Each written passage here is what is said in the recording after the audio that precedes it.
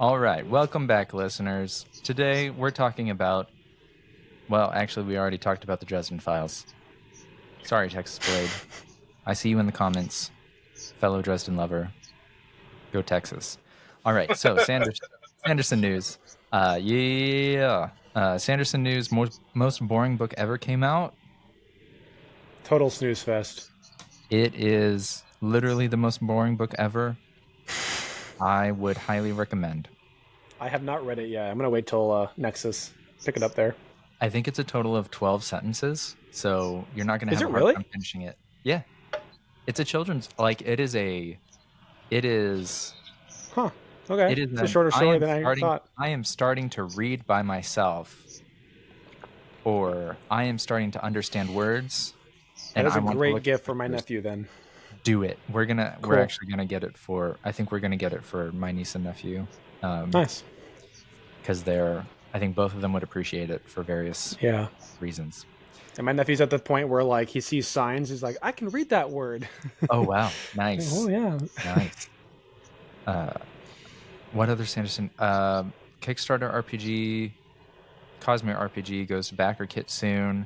I'm gonna have the video I did with Josh. Josh, if you're listening, I swear I haven't forgotten about it. There's just roadblocks, and the roadblock is your deep, wonderful voice needs to be edited. Rather, my cheap, whiny voice needs to be edited to match your deep voice. So I'm having some hiccups technically, and then I also want to add extra stuff which I haven't done before. So. But that is going to happen. I haven't forgotten, Josh. Cosmere Miniature, go check him out. Today we have with us, again, the Sandbox, a.k.a. Trevor. He's wearing his Bridge 4 hat. He's reading the Dresden Files. Oh, yeah, Bridge 4. They haven't released anything else for the convention. We got an email for Words of Radiance, right? Did we mention that last was week? that last week or was that this week? Might have been. I'm not sure I got that. That one's. I think the email that it's coming. They're going by tiers this time, which is like, thank God, finally. So if you went for the higher tier, you're gonna get it first before other people. They're waiting on like one like banner or something, and then they're gonna start shipping them out. Yeah, it was the playing cards. I think it was the. Oh yeah. It was something random, something like add-on. Some random add-on. Yeah. Cool. We have 3 chapters to get to tonight, 16, 17, 18. I heard through the grapevine, and by grapevine I mean somebody in our comments said that chapters 14 and 15 on the actual preview chapter release, the audio for those weren't working. If you or your friends are frustrated by that, make them listen to our video. That's why we're doing this, because this is redundant. For that I'm purpose. honestly shocked that they are doing the SoundCloud route with the chapters, the audios. Yeah, that actually surprised me as well. I'm not going to deny. It's not. Yeah, it's not easy. It's like, not. I'm not sure what else they would have gone through. To be fair, I mean, they could have done Spotify probably. Put it up on YouTube. Put it up on his YouTube. Yeah, YouTube would work too. YouTube has playlists native. You can just add to them. So there's got to be some legal thing with it, because I think he added it to the Rhythm of War ones. I think he added to his YouTube like a year later. But sure. I don't know why they think that would help the marketing for the book. But hey, maybe it was the easiest for them, and they're taking the cheap way out. Whereas we are reading it live and then editing it a little bit. Yes. All right. Don't cut yourself short, Alex. You edit it quite a bit. Wow, that's a backhanded compliment. That was that was well delivered. He made it sound like he's doing like the lazy way out, and I don't want people to think that. Oh, definitely not lazy. Okay, not that I need to cut myself out a lot. I see. Winking towards the camera. He sucks, guys. Dang. I'm just teasing. All right, I'll get out of your hair. Okay.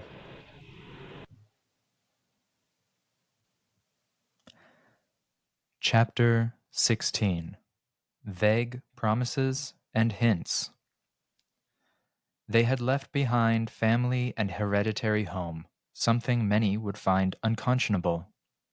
From The Way of Kings, Fourth Parable. Shallan lay on her back on the floor underneath the shower, letting the water wash over her. She'd turned it down to a sprinkle, like the riddance of a storm, to rain on her bare skin and tap on the stones around her. The air was humid from the steam, so she breathed it in thick. She could have lain there forever, enjoying a satisfaction and a fullness she could never have captured in a painting. This fragment of time was about the sensation more than the description. The knowledge that she'd opened herself to Adolin, and he had accepted her, flaws, issues, and dreams alike. Water, stone, and steam. The contentment of knowing that all was, briefly, right. Lazy joyspren, swirling around her like blue leaves. This was her reward. She let it linger as Adolin closed a trunk outside and called his goodbye. With a sigh, Shallan rolled onto her stomach, water beating against her back, and was greeted by a collection of soap bars, cleansing stones, and other bathing paraphernalia. A dozen of them all in a cluster, glowing faintly silver, bouncing up and down. Shallan! Shallan! Shallan! You guys were watching? She asked the creation spren. Shallan! Shallan! Shallan! Well, nice to have a cheering section, she supposed. She looked up and found Pattern dimpling the stone wall. Don't say it, she told him, climbing to her feet. What? He said. It's absolutely allowed. Even encouraged now. She smiled and finished rinsing, then turned off the water, whispering a little thank you to the tower as she toweled off. She then searched the wall by Pattern for any sign of testament. Nothing. They might still be bonded, but it wasn't enough to pull testament through. Shallan's good mood faded as she imagined her poor spren sitting alone on the other side. I'll fix it, she thought. I'll find a way. First, she had work to do. She put on one of Vale's outfits and crossed the main sitting room. She and Adolin had a prime location with a large balcony adorned with planters, which she stepped out onto, Pattern having taken his customary place on her long white coat. Well? She asked. One of the planters stood up, stormlight steaming off as the light weaving vanished, revealing a short, bearded man. Gaz no longer wore an eye patch. He'd healed from that wound, but he often rubbed at his eye. Got a crook in my neck, Gaz grumbled, stretching. But I didn't spot anything odd. Red, what about you? Another planter stood up, a lanky man in bright red suspenders emerging. Nothing. If they're going to strike, they're smart enough not to be obvious. Shallan leaned back against the wall and folded her arms. She nodded to Red, who took out a span reed and clicked it on and off. They didn't bother writing things out, instead using the flashing ruby intended for indicating one was done writing, as the actual communication. Windrunners had started developing a code for that. The door to her rooms opened, and two more of her team entered from the hallway outside, where they'd been hidden. Stargyle, a tall, handsome man with a ready grin, shook his head. Darcira followed, one of the newer members of the Unseen Court. No one had so much as scouted Shallan's rooms, best any of them could tell. The five of them gathered around her front room table. Wit sends word, Gaz said, pulling over a chair. She could see his cryptic writing on his shoulder. All of her agents were full lightweavers, having spoken the first ideal and at least one truth. None of those here were shard bearers yet, but Gaz and Red were close. Your brothers are safe, but Wit wouldn't even tell me where he took them. We can trust Wit, Shallan said. He won't join us, Stargyle said, laying out sketches. Despite being a lightweaver now, he did give us these. No lightweaver has to join us, Red said. In fact, we're basically full, ain't we, Vale? Shallan nodded, not wanting to explain the nuance regarding Vale at the moment. Regardless, Red was right. There would be other Lightweavers, but they could form their own family. This group, the Unseen Court, was hers, and she wasn't going to let it grow unwieldy. Kaladin barely knew the names of half the Windrunners these days. There were 12 pictures, sketches of the Ghostbloods that Wit had identified. Most of these faces were familiar, but a few were new. Shallan examined 2 in particular, a woman and a man who wore hoods and masks, shorter people, with a foreign look to their clothing. Eatil, master of this cell of Ghostbloods, was an off-worlder who always wore a strange wooden mask. Neither of these depictions were of her. A note at the bottom said, "Looks like Eatil has called in off-world reinforcements. Watch them. They're dangerous." "I scouted the tower earlier, as you said," Stargile told her. "I spotted these 2 in the atrium, but they also caught me watching them. Neither of us moved against one another, and I sensed tension in the way they retreated. It's like we're all waiting for the spark that will light the fire." Her eyes lingered on the picture of Mraize, wearing a refined suit, his face ripped by old scars. He had been her teacher, a brutal, manipulative one, but he had seen things in her she hadn't recognized in herself. He'd pushed her, yes, but also encouraged her. Now they were at last truly enemies. She'd known it was coming, and she hated some of what he represented, like locking Lift in a cage, as she'd heard from Red. Shallan had chosen her side, but it troubled her that, as seemed inevitable, she was again opposed to her mentor. Her mother, her father, Testament, Tin, now Mraize. How many people who had cared for her would she have to kill? She let Radiant take over, removing her hat and bleeding her hair to yellow so the others would recognize the transformation. "So far as we know," Radiant said, "I have the secret they needed from Kalek, while they do not. They'll try to extract that information from me. This exposes us to danger, but exposes them as well, because we know their next move." "Attacking us?" Gaz said. "Or your family?" "You are my family, Gaz," Radiant said. She narrowed her eyes at the sheets. "Fortunately, Shallan has a plan. We're going to form a strike team." "A strike team to do what?" Gaz asked. "Radiant, I'm not afraid to fight, but they have resources from another storming planet, and they're led by some kind of immortal ghost. I don't know how we fight them." Shallan bled back in for a moment and met Gaz's stare. "Like I said, Gaz, we have the advantage. They need Mishrem's prison for some reason, but we know where it can be found. If we reach it before they do, we can use it as a bargaining chip to secure our safety." "There's more," Red said. "We're Radiants. We have something they never will. We've spoken truth to ourselves." Gaz rubbed his chin, then nodded. "You mentioned armor earlier. Is it true? You have the next ideal?" "Yes," she said, and made armor form around her, lifting her half an inch into the air as the boots encased her feet. "Neat," Red said. "You have armor, so now we all have armor." "That's not how it works, Red," Darsira said, wagging a sketch pencil at him. "We don't get her powers. Storms, you're not even her squire anymore. You have your own spren." "Yeah, but you heard what Stormblessed did," Red said, standing up and holding out his arms. "He can share his armor. Make it swoop in and protect people. I've always wanted plate. Can I borrow it, Shallan?" She hesitated. She'd only just earned it. Darsira tapped her sketch pad.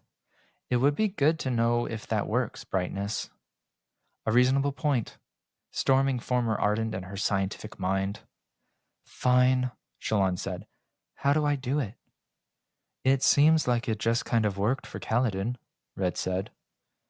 "Everyone's talking about it," Darsira said. "Kaladin flew around, like they do. And his armor, made of windspren, swept here and there, enveloping other soldiers when needed." "Storming lordship, Bridgeman," Gaz muttered, "and his storming heroism." They glanced at him. "He does it just to make me feel bad," Gaz said. He acts like a hero, Red said, amused, because it annoys you. Really? Yep, Gaz said. Everyone should be grateful to me. If I hadn't shown those bridgemen tough love, they would never have grown up to be such nauseating paragons of self-righteousness. Weren't you crying the other month, Red said, because of what you did to them? I was drunk, Gaz said. You can't trust a man when he's drunk. He'll accidentally say things he ain't ready to say yet. Anyway, weren't we going to try out that armor? Shallan considered and pictured the scene. Kaladin with light streaming off him, sending his armor out to protect. Sad to miss the invasion, Vale noted.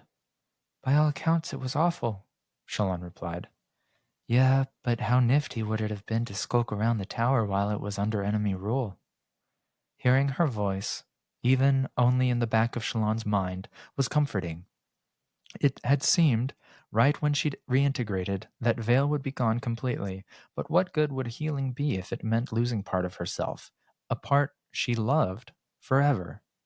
More and more, she was feeling that reintegration wasn't about rejecting Vale or Radiant, but embracing them and acknowledging in a healthy way that different parts of her had different needs, different goals, different ideas. For her, this was what healing felt like, not losing control to her personalities, but also making their strengths part of her. But, back to the matter at hand, she waved her hands at Red and commanded the armor. Go to him. Shallan, the armor predictably replied. Him. Go. Go protect him. That guy. She felt only confusion in response, so she took Red by the arm and imagined the armor forming around him. Do that. Shallan! The armor emerged around Red, and she didn't miss that it appeared as she pictured it, with swirls of color like ribbons of wet paint poured together all in shades of metallic red. The shape was also slightly different, sleeker, like it could be worn underneath a coat, rather than hulking like Adolin's shard plate. Red laughed in excitement, puffing with an explosive Osprey, his voice echoing in the helm. Shallan stepped back, and Red stood there, motionless, arms out. Red's voice said. I can't move. You can't? Gaz said. Move, Shallan commanded the armor. It burst apart and vanished. They tried again. Again, once she stepped away, Red was left motionless. He couldn't do so much as bend a finger. Shardplate needs power to move, Darcira said. So maybe it's not powered? So why does it work for the Windrunners? Red said, his voice muffled. This really isn't fair. I think it's brilliant, Gaz said. Shallan, if we tip him over, do you think he'll just lie there until we get back from breakfast? Shallan dismissed the armor, smiling. Shallan? The voices asked. They were embarrassed. It's fine, she projected to them. You're new to this. Maybe she could get them some kind of tutoring from, other bits of armor? Well, I guess no free armor for me, Red said. I'll have to go back to whimpering at night about my dark secrets until I can find a way past them. Is your dark secret that your sense of humor is awful? Gaz said. Nah, that's out in the open, Red said, settling at the table. So, are we actually going to take on the Ghostbloods? Directly? Shallan checked the others. They nodded, even Gaz. How do we begin? Darcira asked. Mraize always thinks he has the upper hand, Radiant said. He thrives on keeping people off balance by dangling information like bait. The best way to nullify his advantage is to uncover his secrets. There's so much we're ignorant about. Why do they want Mishram's prison? Why did they get involved so deeply in our politics? So we're going to find the answers. She glanced down at the table at Mraize's smirking, scarred face. We're going to do something they don't think is possible. We're going to steal those secrets. All right, Gaz said. But how? First, she said, we need to find their base.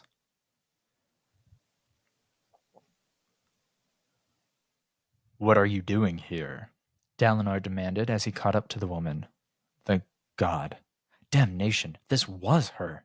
He'd last seen her in a darkened grove, but her face was exactly the same. I go where I please, she said, sounding amused, a few lifespren drifting around her. Should I not? As before, there was the faintest hint of the sound of crumbling stone in her voice.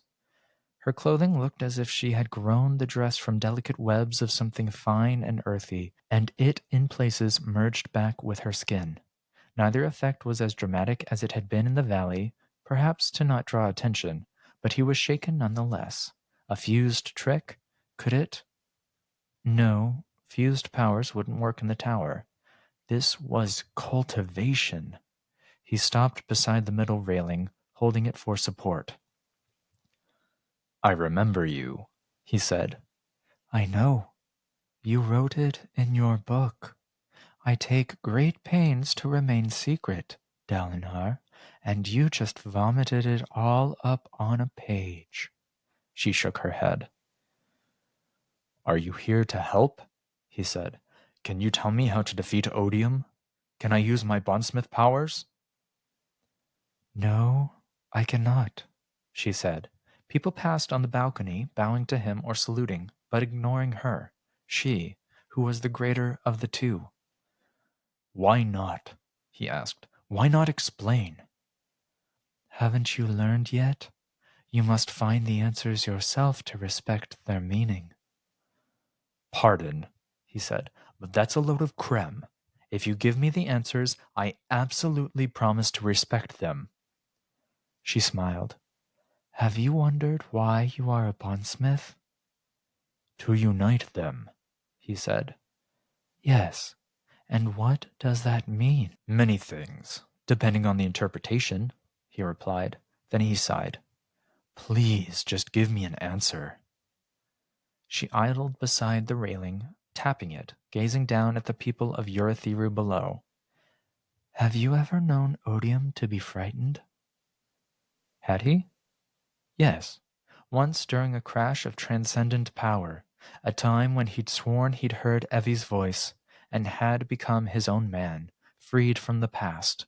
A time when he'd stared a god in the eyes, slammed his hands together, and merged 3 realms. I am unity. Once, Dalinar said softly.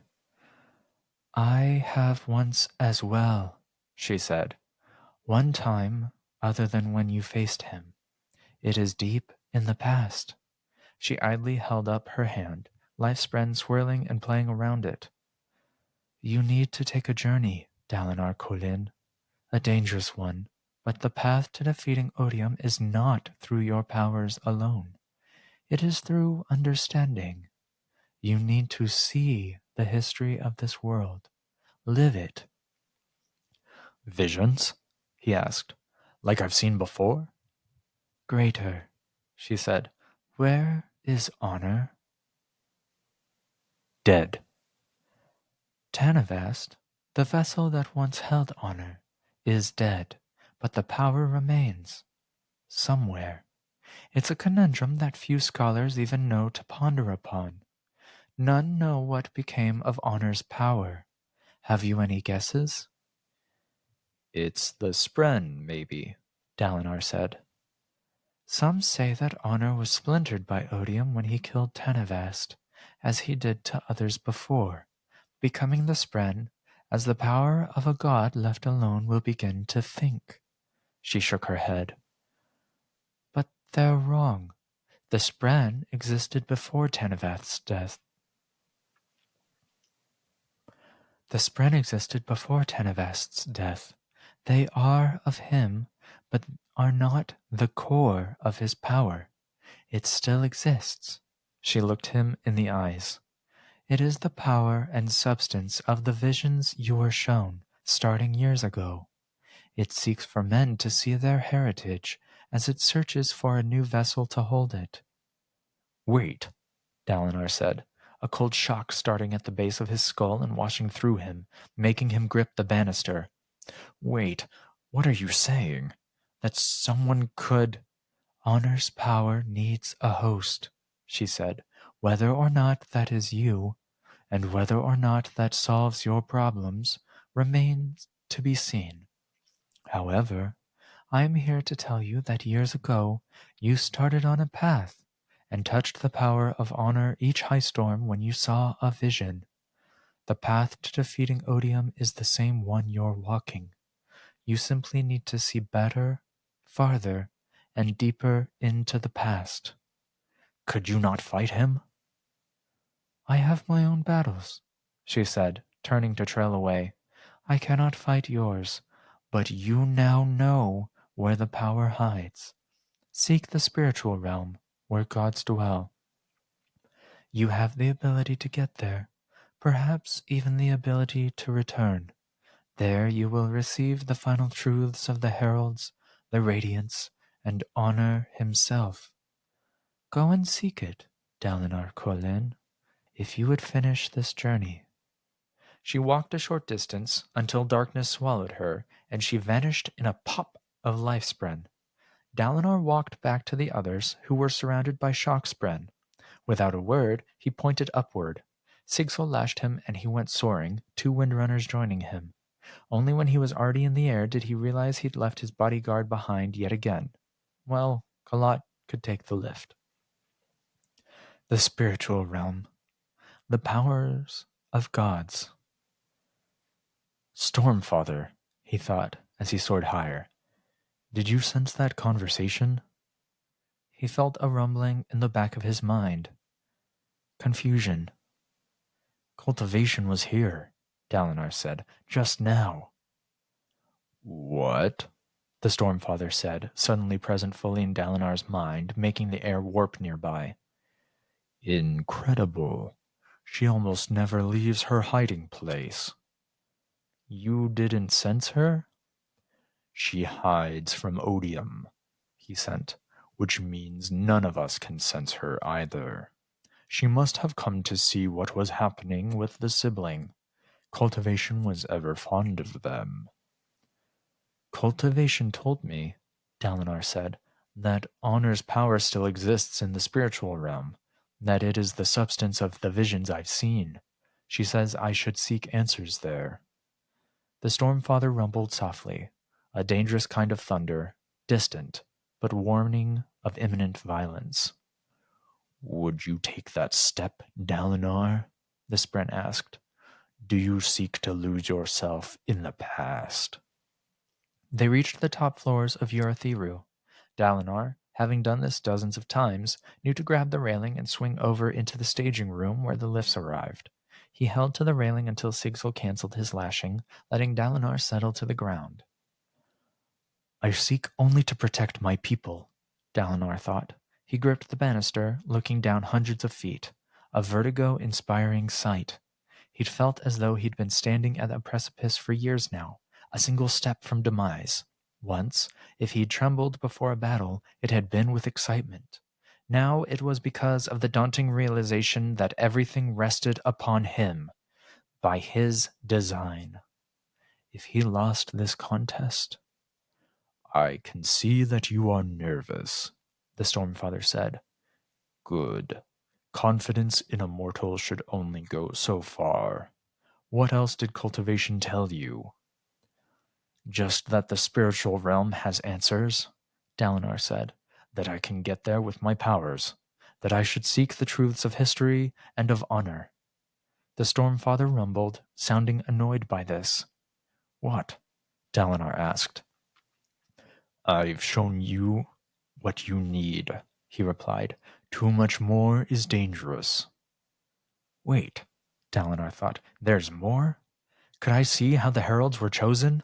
How people came to Roshar? Could I see what caused honor to die? The Stormfather rumbled softly and sounded even angrier. Cultivation indicated I should seek these answers, Dalinar said. I did not think she would interfere except in her usual way, the Stormfather said, that of making tiny nudges that require decades to mature. I will have to think on it. Her suggestion is dangerous, Dalinar. Too dangerous. Take care. With that, the Stormfather turned his attention elsewhere. The shimmering to the air vanished, and the Spren's presence retreated to a faint awareness in the very back of his mind. Storms. He was tired of vague promises and hints. He was tired of gods moving among them unnoticed. He wanted answers. He trudged toward the meeting room, joined by the two windrunners. Inside, he saw that Yasna had indeed beaten him to the top, early for the meeting as he was. Wit sat on the floor at the rear, holding a scroll of paper in one hand and some kind of white bone in the other. "What's he doing?" Dalinar asked Yasna. "Something's wrong," she explained, arms folded as she watched him. "He had an encounter with Odium that he only just remembered, which means Odium altered his memories. That, for reasons he hasn't explained, makes him think there are loopholes in the contract that Odium is exploiting." "There can't be," Dalinar said. "Odium promised me, confirmed true by Wit himself, that he wouldn't use any loopholes, and that the soul of the contract was more important." Yasna shook her head. "We'll get answers from Wit, if we're lucky, on his timeline, not ours." She seemed expressly annoyed with Wit. "Well," Dalinar said, getting out battle maps and waving at the generals waiting outside, "let's get an accurate accounting of our troop placements so we can be ready to present to the monarchs. We have much to organize and plan." This chapter is followed by an image of Shallan in her shard plate, along with two separate swords. There's writing out and little creation spren beads at the bottom. There are 4 bits of writing on here. It says, "Finally found some time to think about this." Above the image of a sketch of a cape, "How might I add a cape? Adolin would love that. Put on the cape first and form the armor beneath it." Underneath the beads, there are more beads than plate sections, but fewer than the number of plate segments. How do they correlate? The end of chapter 16. Wow. Welcome back. Bienvenido. I feel like there's a lot to unpack with this one. There is. We got the promise for Dalinar's character arc, and we got it straight from Cultivation's mouth, which is go find out where Honor's power is. Yep. And then the I am unity. Mm-hmm. I mean, it's pretty. If it's not that, I guess he could subvert, but like, that's the expectation. I like the theory that the Unity stuff is a Dawn Shard, but ever since that new theory about what the Dawn Shards are, it was like live, grow, I guess fall, change, yeah, something like that. Yeah. The states like the different way to change matter, right? Ever since those came out, I'm riding that wave very hard right now. And I also feel like having 3 Dawn Shard bearers on one world is a big no-no. So we already have Risen. We have Wit, which is going to be handed off to Nomad at some point. Is he carrying it right now? Well, I would imagine so, right? Unless he's going to get it after the events of this book and then give it to that person. I think he is. I think he is because he gives it to Nomad directly. Nomad does not have it at this point. Yeah. And we know that as of Era 2 of Mistborn, or at least of Era 1 of Mistborn, Wit does have it. Because of secret history, he's not allowed to like hurt people. Yeah. But like, even when you get rid of the Dawn Shard, you can't hurt people. And he held it for a lot longer than Nomad did. Right, but you're saying that he would have had to give it to someone and then got it back and given it to Nomad, or that person gave it to Nomad? So we've seen that. Or he could have put it in a wall. Yeah, he could have stored it. So it can be stored. Alternatively, it could be in a person or a dragon or something. And yeah, yeah, you're not wrong. There's like, it really, I'm not even sure. It depends on what happens in this book. Other than like we know 2 characters can't die, Wit and Sigzil. And that's an easy thing we already know. We already know. Do you see the connection between the idea of unifying and honor? Because I don't. I'm struggling to find how that's coming from honor. I think it's really like looking at it in the simplest terms. What is the false surge? Adhesion. Oh, I see. And what does adhesion do? What do honor spren do? Okay. They bind things. That is literally the first thing out of Syl's mouth when she goes, "I'm honor spren. I bind things." So do you think? Okay, so coupled with the Storm Faker theory, do you think maybe it's the real Stormfather trying to like lure Dalinar to help him because he's being like held back by something, or what? Or do you just think that it's honor? Or this is it. This is the simplest in my head. This is the simplest explanation. So I'm prepared to be subverted and pleasantly surprised. The simplest explanation is that we already know Spren existed before Honor was killed, right? We already knew that. Cultivation just super confirmed it right now. Mm-hmm. So the Spren of the Storm, Honor knew he was going to be shattered, or whatever, or when the splinter happened, he made it so that the Storm picked it up, and the Storm has it.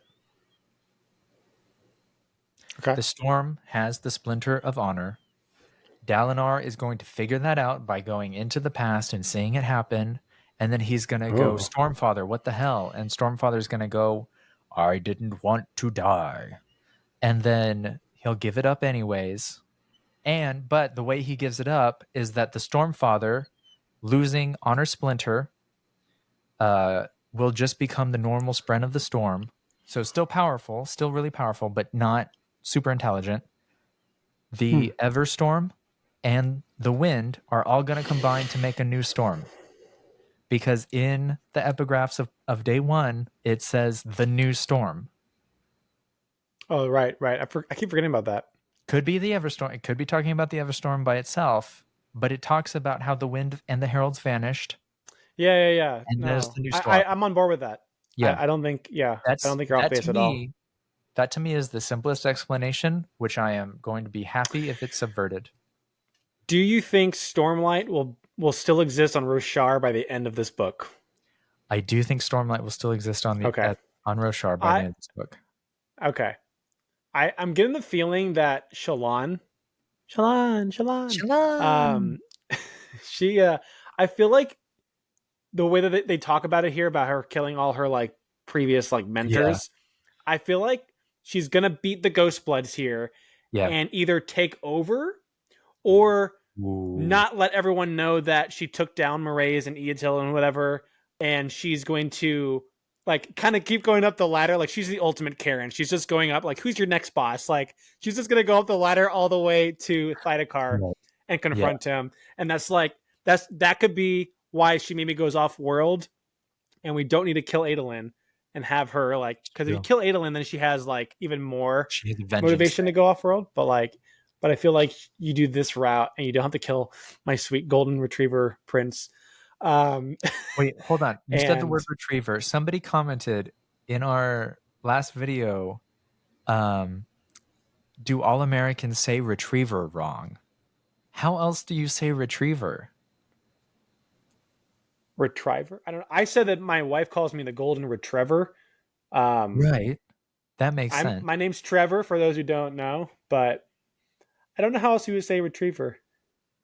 Retriever? Yeah, retriever. Retriever. I don't know. I don't know. And their comment was so just funny. straight English. They made an Australian Impractical Jokers, and I was watching that earlier. Yeah. And I love it. It's so good. But the way they pronounce things like aluminum is aluminum.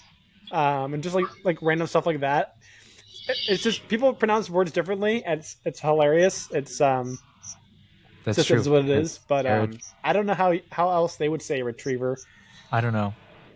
Yeah. Griff, do you have any idea about how the British or Australians might say retriever?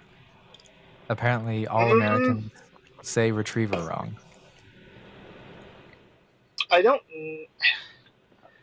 know. I didn't think they actually said it any differently than we did, because I know that aluminium, like, that is a difference between the two that I know.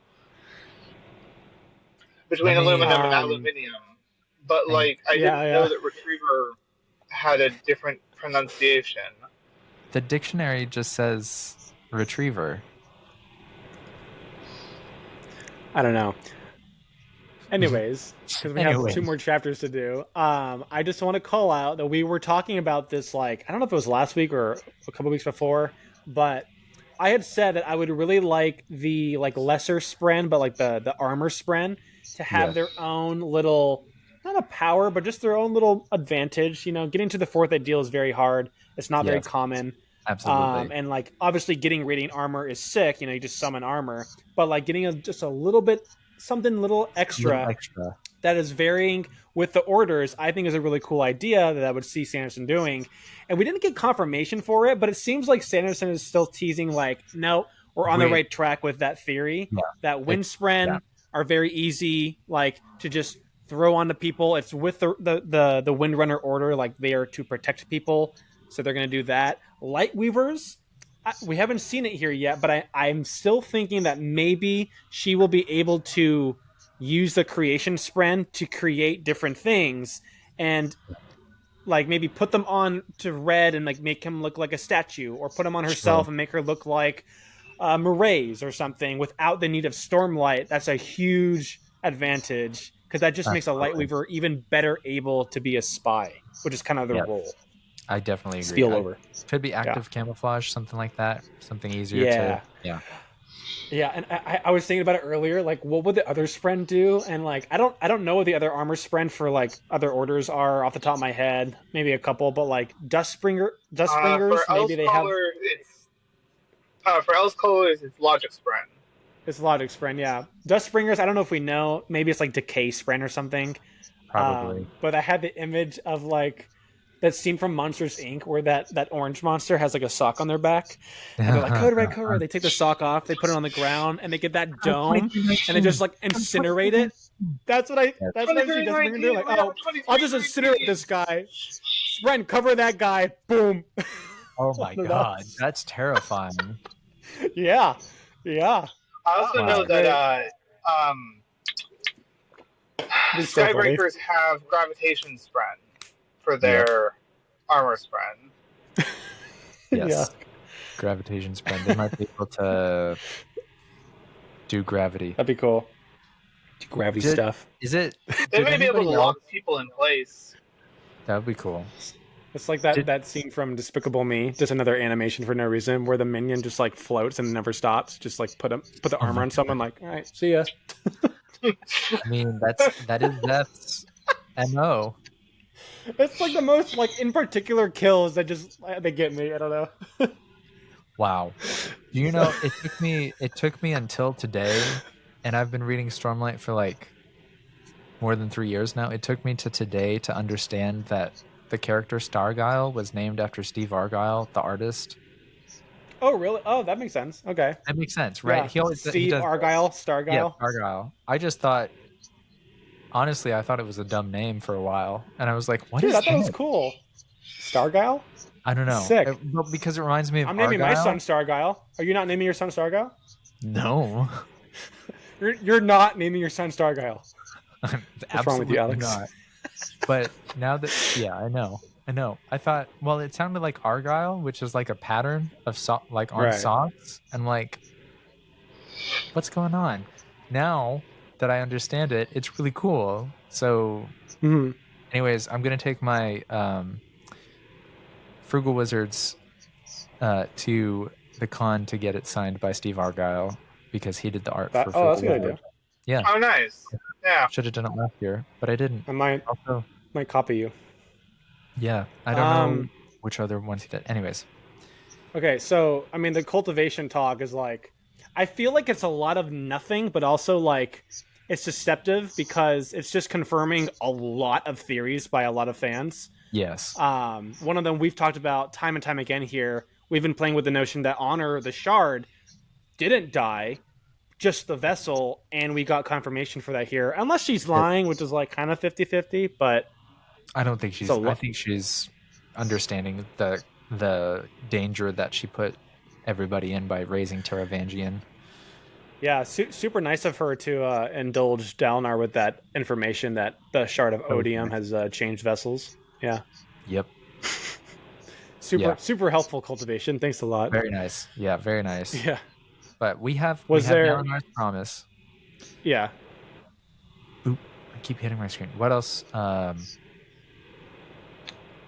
have that Honor's power exists in the spiritual realm, so there's the reason to go into the spiritual realm for this book. And they can besides Mishram. So there's two missions going into the spiritual realm. That's what the back of the book said. Right. That's what the blurb said. I wonder if where Ba'ada Mishram is and Honor's power, I wonder if they're tied together in some way. I think it'll be like, because Ba'ada Mishram was placed by Malishi, the bondsmith, which the Heliodor that Ba'ada Mishram is stored in, Heliodors are the gem for bondsmiths. So I expect that's why that was chosen. Neat. And they also talked at the end about how, I was texting you guys this like a week ago or so, that how does Odium tell Dalinar that like, no, I'm not going to do any tricks and stuff, but then it like doesn't, like he's doing tricks with like sending armies through Shadesmar and stuff, and like he's going for like, that's clearly not in the spirit of the contract. And we get, I mean, Dalinar brings it up. I forget what they said. It just says we'll get answers from Wit. But yeah, there's definitely something up with that.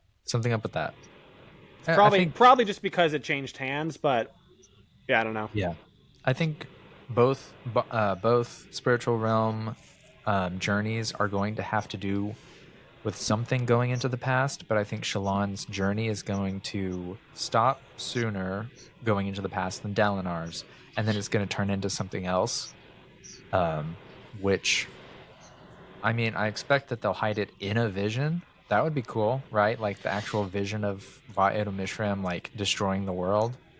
I think the vision of how Honor died is the crazier one that we might get. Well, like where is Ba'ada Mishram though in the spiritual realm? Where is she? Let's take bets. Yeah, we don't know of like places in the spiritual realm, right? But if you can how do they get there?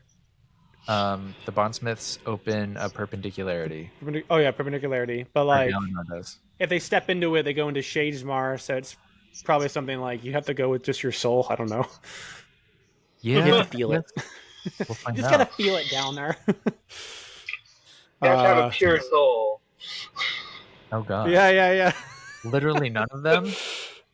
Yeah. Well, that rules out Wit. Yeah. Wit can't come. Gotta guess we gotta bring back Tien.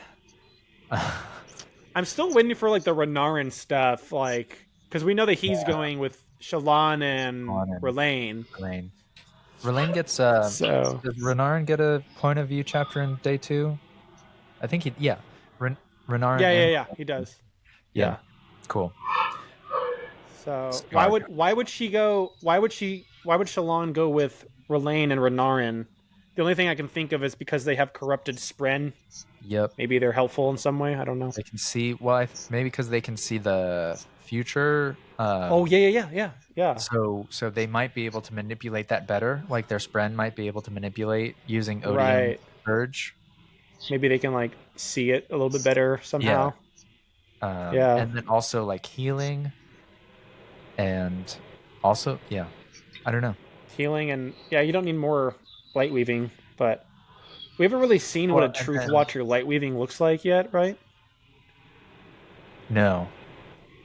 Well, Truth Watcher light weaving. No, we haven't seen what pure Truth Watcher light weaving looks like because we've only seen it in the form of the stained glass showing the future. Right. It would be cool though if like down the line, Renarin and R'lain, they can use substantiation like Shallan and like send out light weavings like in like a fight, and like they're just like one radiant is healing like a bunch of people at the same time. That'd be sick. Using light weaving and that would be sick. What's it called? Resurge? Regrowth. Yeah. That'd be cool. I know Relane's going with him to get, Parshendi on Parshendi, like, love. Ah, right? yeah. So, could be. probably. Was there anything else from this one, or do you want to keep going? There was an Griff, do you have interesting anything? thing that I wanted to bring up. Bring it up, Griff. Yes. Let's go. It's more pointing towards something in the future, but I think it's interesting that both Shallan and Adolin have Spren that are the kind of dead Spren for one of their blades. Mm-hmm. And something tells me that Adolin finding out how to fix his is how they're going to go through and fix all of the other ones that had died from the breaking of oaths. Well, didn't they kind of say earlier in day one that like it's just kind of a process, and it's like mental health, like you just kind of have to take it day by day, step by step? I think they explicitly said Ba Ado Mishram being locked up is what caused the condition of dead-eyeing instead of just breaking the bond. So do you think unlocking her would just automatically heal the Spren? Is it like a computer virus where it just starts freezing in this like eternal loop, and then you just like unplug? Yes. Yeah. Okay. Or it will open up the option for them to not become Deadeyes, and then Dalinar as Unity will heal them as a maybe grand gesture. I am a god now. Here you go, son. I killed your mother. Have a Deadeye. No more. Oh my god. I wanted to say that I think the white bone that Hoyd that Wit is holding, I think it is Dragonsteel. I don't think it's... Oh, you think it is Dragonsteel itself? I think it is, yeah. I don't think it's just like a white bone. I think it is Dragonsteel, and Dalinar just looked at it and said, that's white. I could be wrong. I think someone mentioned in our Discord that from Dragonsteel Prime, there's a white bone used for like interplanetary communication across the Cosmere. So my bet is, if that's true, that was what he used to call his contact that he mentioned with Yasna, which is probably just like Frost or Harmony or something. Yeah, that makes sense. All right. I will see you guys in a bit. Guys. Okay, bye. Sorry, I just accidentally opened YouTube instead of the chapter. Shout out to AD. Just subscribed. Woo! Shallan.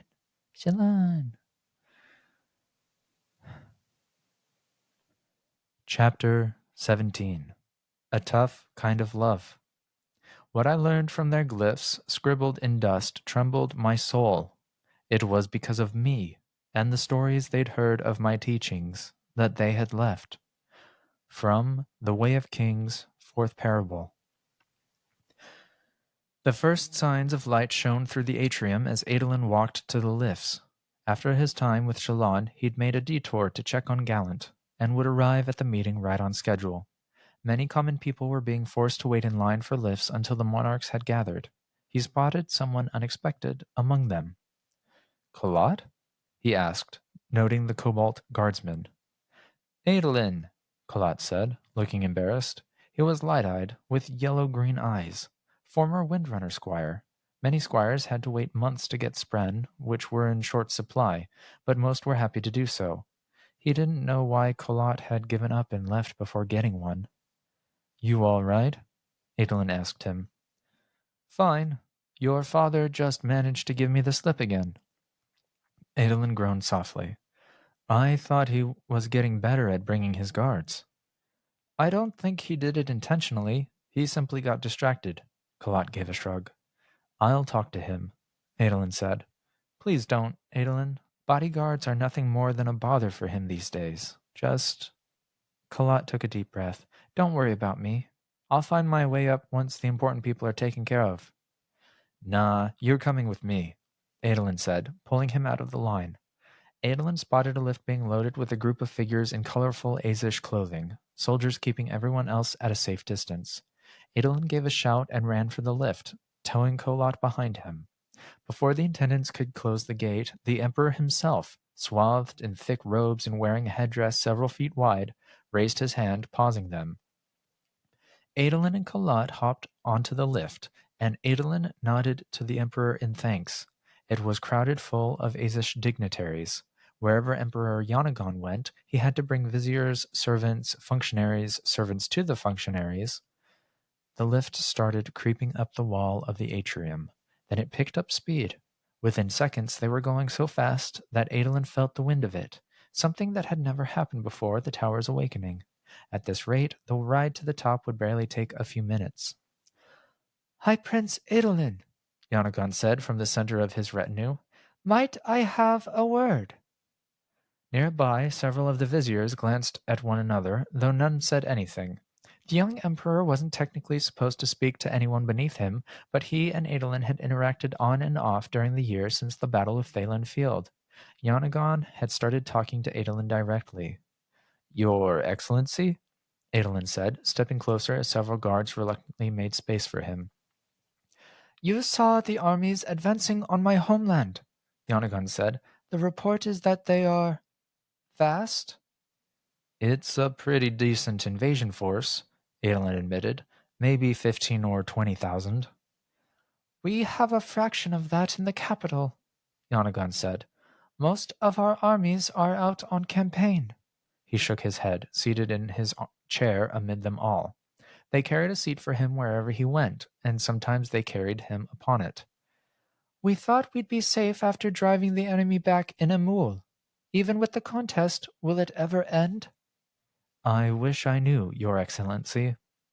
Yanagon was, in many ways, baffling to Adolin, a figurehead more than a king, like a soul-cast statue, powerful in station but somehow personally impotent.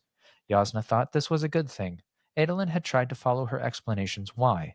It made sense when she talked about checks on absolute power, but Yasna could make anything sound reasonable. It was one of her gifts. "You fight directly for your people," Yanagon said softly to him, "with sword in hand. Are you ever frightened you won't be strong enough, High Prince?" "You can call me Adolin, if you'd like." "I cannot offer you the same courtesy." "I understand," Adolin said, "and in answer to your question, yes, I get storming terrified that I'll fail again. Kholinar fell when I was sent to save it. Not a day passes that I haven't thought about that. It was a constant pain, like a stretched muscle that refused to heal. The type of stealth pain that didn't ache until you moved the wrong way, and suddenly it flared up, a sharp spike in your side. He would remember activating the Oathgate, leaving wounded soldiers behind, an entire city full of people that he was supposed to have rescued. His cousin Elokar, dead on the stones. Yeah, that one storming hurt. "How do you bear it?" Yanagon asked. "Exercise helps," Adolin said. "Training with my sword, clearing my mind." "Sometimes I think it is a blessing that my station doesn't let me fight," Yanagon said. Storms, his Alethi was so good. He had an accent, yes, but he'd only been practicing for a year or so. "I do not make the tactical decisions, and so the burden of my failure is not my own. At other times, I find myself a coward." "It's not cowardly to know your own limitations, Excellency," Adolin said. "Maybe," Yanagon said, then smiled fondly.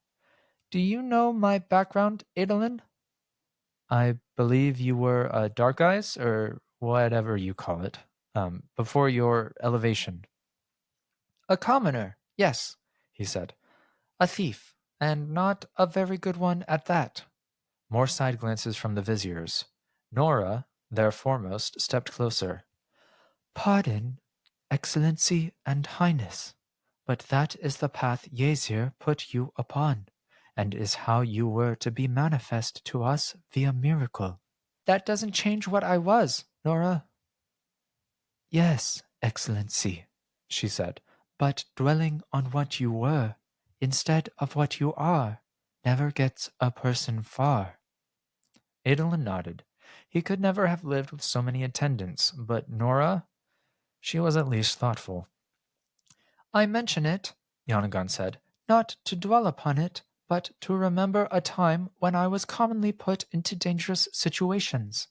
I did not handle it well then.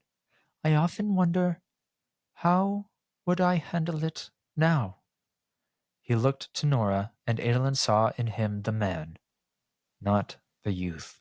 He was older than Adolin had been when he'd first won his shard blade.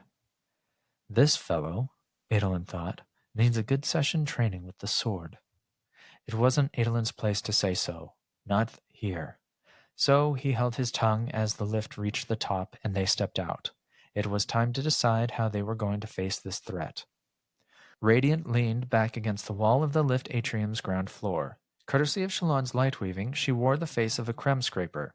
He was a man with long features, drooping as if waxen. Adolin got on the lift with the Azish contingent, while Isom, the light weaver she'd tasked with tailing him, gave a covert signal indicating he'd take the next lift up. Shalon had been worried when Isom reported Adolin hadn't gone straight to the meeting. Of course, he'd gone to check on his horse. Again. She'd already sent Stargyle up to join the monarchs, officially representing the unseen court, so Adolin should be well guarded. Besides, surely the enemy wouldn't try something in the middle of a meeting of kings, queens, and a bunch of radiants. You've done what you can there, Vale said.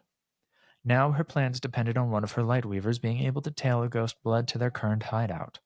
Gaz was with her, wearing the face of a young woman who sold rockbud flowers in the market, one of his better sketches, and better disguises as it made use of his shorter height. No reports of ghost bloods tailing any of our people today, Gaz said softly. His light weaving had progressed far enough that his voice was starting to modulate as well as his image. They haven't even attacked the horse. You think they're waiting to make us placid? Radiant considered. No, they don't want to draw attention. A petty strike at someone Shalon loves would give them a moment of satisfaction, but would bring the full weight of Dalinar's anger down on them. Mraize is more subtle than that. Gaz grunted, a sound that did not match the face he was wearing. He needed more practice. To that end, now that she had checked on Adolin, Radiant gave way to Shalon, who slouched further, shoved her hands in her pockets, and started chewing on her lip, all very un-Shalon-like behaviors, to help sell the disguise. No threats, Shalon whispered with a man's voice. No contact. I'd hoped we could stop a strike against one of us, then tail the perpetrators. The silence is unnerving. We need to find out what they're up to, Gaz. We have agents watching tower entrances and major corridors, Gaz said. But even with our paid informants, I can't guarantee we'll pick up a Ghostblood's trail. Shalon nodded as she chewed her lip, thoughtful. Ghostbloods won't be able to stay away from today's developments. They didn't interfere with Adolin, but they're watching. They'll be doing the same for Dalinar, Navani, and anyone else think might know something. Eventually, one of us will spot someone to follow. Gaz nodded slowly, relaxing against the wall with a leisurely air. Shab, one of the other light weavers, would be here in a few minutes with his report. In the past, Gaz had scratched at his stubble and spent half his time nervously checking the former blind spot. Both actions were far less common while he was in disguise, as he tempered the behaviors. You're getting better at this, Shalon noted. Thanks, he said. I needed something to do with my time. How's the gambling? He shrugged. How much in debt are you this week? Nothing, he said.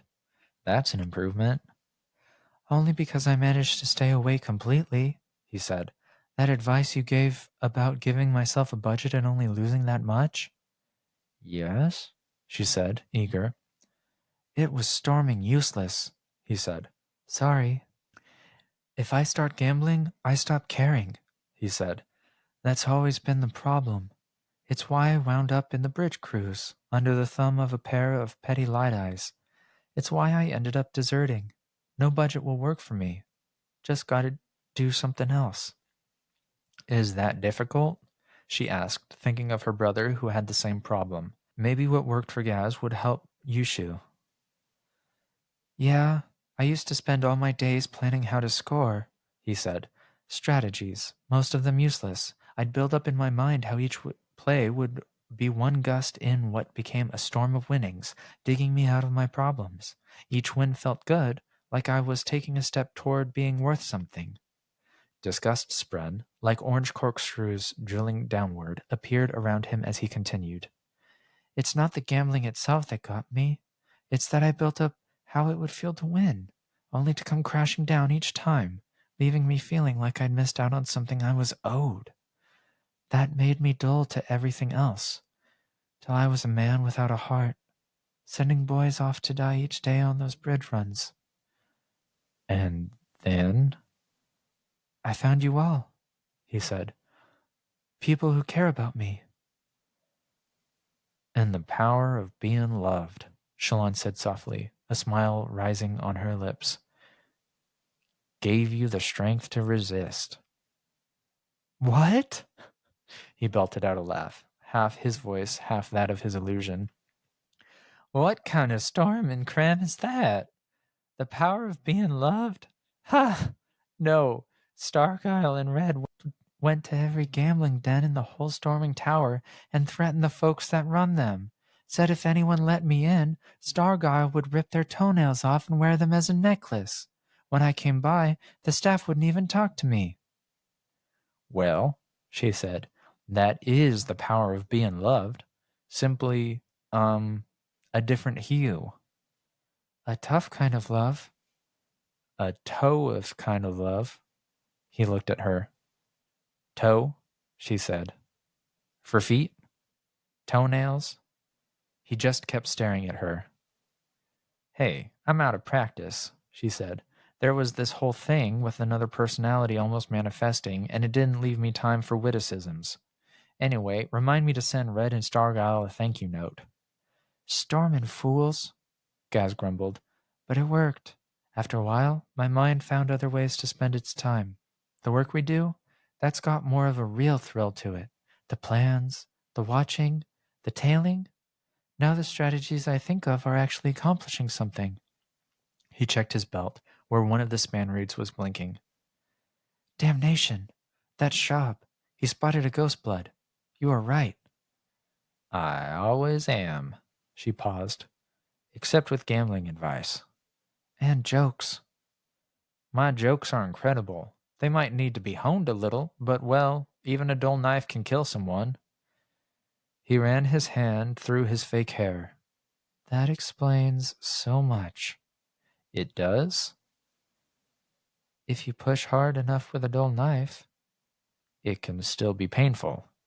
And if you keep trying with bad jokes, the same. She hesitated. Wait, that's not what I meant. He grinned. Let's go see what Shab found. The end of chapter 17.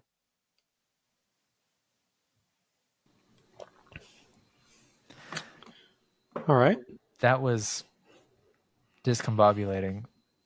I liked your I liked you reading like the voices in the different genders, sexes. Yeah. Once I read that Gaz was sounding more I would have just read them as you were doing, but kudos. Thanks. Yep. So we have here not a whole lot other than setting up more relationships. Yeah. Adolin with Yanagon. Shalon with Gaz. Anagon's got the traits of a good leader. I agree. Yeah. It's going to suck when he's killed. Hey. Watch it. Lift is going to go to the dark side. You mean it's great when he becomes the third bondsmith? That's what I heard. Yanagon? Oh, sorry. I thought you said Yanagon. Not Adolin. Maybe I did, but I meant Adolin. Yanagon, there's some line in there where Adolin's like, I gotta get him like a training session with the sword. Yeah.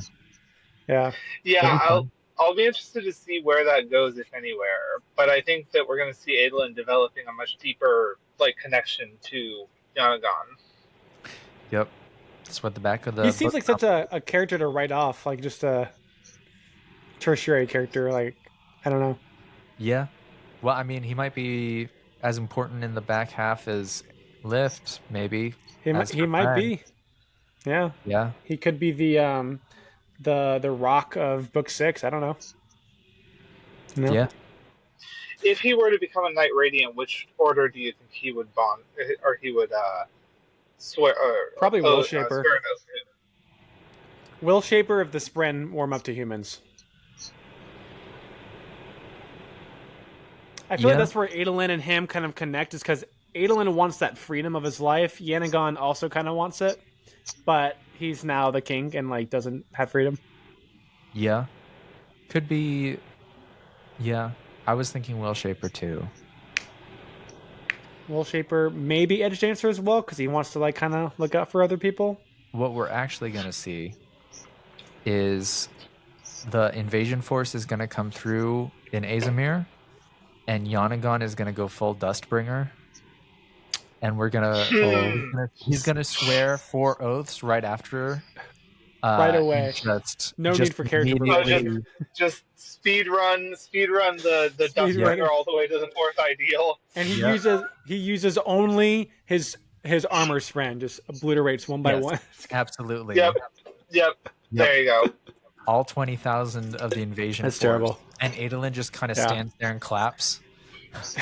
Sanderson, you listening? Come on, take notes. Yeah, I think they can they can reprint. They can reprint Wind and Truth. Yeah, I feel like I've seen a typo here and there, but I'm hoping they fix it. They'll probably do it with like a 2nd edition. Well, I expect that these chapters were from the previous like. I don't think these were the final. I don't think these were the final. I really don't. Huh, okay. I mean, the book's printing right now. I don't know why they wouldn't use... I don't know why they wouldn't use the newest one. These, like, doesn't make sense to me. Yeah, I see your point. It's not a lot of typos. There's been, like, 2, but just... Yeah. Yeah, there's been 2 or 3. Not a big deal. It's not a big deal, but, like, how often do we see typos in books? Like, I know there's 1 in the entirety of the Dresden Files. There's a bad one in Yumi. There's a funny one in Yumi. You know the one, right? Yeah. Yes, I do. It's like she says something like, "You're gonna make me cream." I'm trying not to cream right now. I'm trying not to cream right now. Yeah. Yeah. Really. Oh man! And for those of you who want to like find that typo, it's double C, so it's a C instead of the S, so CCREAM. Yep. Just for you guys out there that want to see it. Yep. I will say that I probably encounter a typo every 3rd book on average. That's fair. I've been seeing them a lot more lately, but I think it's Go ahead, go. So I have an interesting theory on that, actually. But usually it's just like a mistyped word or something like that, like the cream with the double C's rather than the SC, or a missing letter, but it's usually never a major typo. Like it's something small, something like, maybe a missing comma or something like that. Sure. Yeah. But I think there is still a little bit of the remnants of COVID where they like couldn't get things printed. And so now everyone's like, "Hey, here's your chance to print your book as is. Like, you ready? Sure." That's and fair. I think that's a little bit of what's happening. I bought a knockoff. Not for Sanderson, just for everyone else. If publishers are going to start using AI to edit books, please no. Please, for the love I'm not of God, saying no. that they should. I'm just saying that I wouldn't be surprised if they do. Listen to me. Listen to me right now, publishing houses. Listen to me. I will end you. I will find where you do business, and I will burn it the down if you start using AI to edit your books. I'm just gonna go over here. I will burn everything you love. Everything. Alex is going full Dustbringer. Maybe full Fuse. I'm not sure. I'm gonna have to mark this episode explicit now. Oh, great. Was there anything else like in this chapter worth discussing? I appreciated Gaz's description of his gambling addiction. Yeah, that was good. Yeah, no, that was really good. That camaraderie. Oh, I remembered. I thought of this when you were reading it. Something I've always wondered is how they choose which like sigil, the symbol for like the chapter, which is like character based. How they choose it for multiple POVs. I figured it out this week. Do you guys know how they choose what? So when you have multiple POVs, like multiple different like character POVs, oh sure, you can only put one character like sigil of the chapter heading. Sure. Which one do they choose? Is it? It's the one that relates to the title of the chapter. Oh, okay. So this one, The Tough Kind of Love, relates to Shallan's POV, so they did Shallan's sigil. Oh, even though Adolin was first. Yeah. There you go. Okay, that makes sense. Also, one more thing while we're on the chapter headings. Day 2, the arches have been a little bit more crumbled than they were in day 1. What? Yeah. Someone mentioned that on Discord and double checked it. They are right. Wow. So it's kind of like that Harry Potter. Like every movie, the logo got like a little bit more broken down, a little bit darker. Yeah. It's kind of like the same thing. I love it. It's kind of like the Tress title or the Tress chapter. Yeah.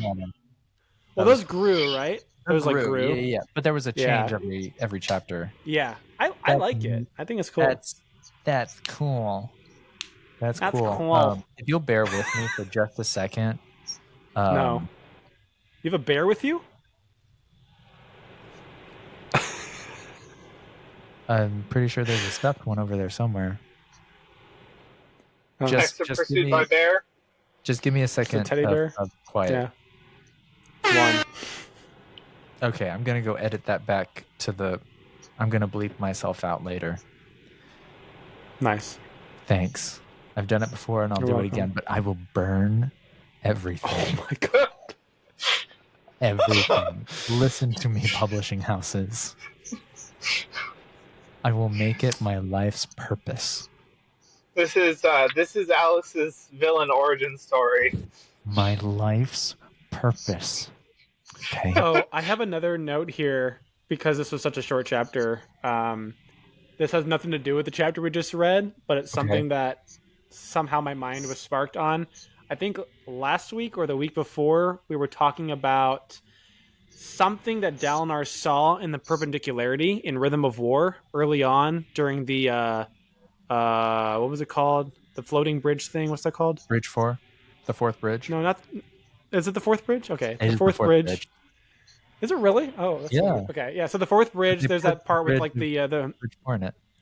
Leshui and like her goons and stuff, and Dalinar does the perpendicularity, and I thought I remembered him seeing something. And he was like, "What was that?"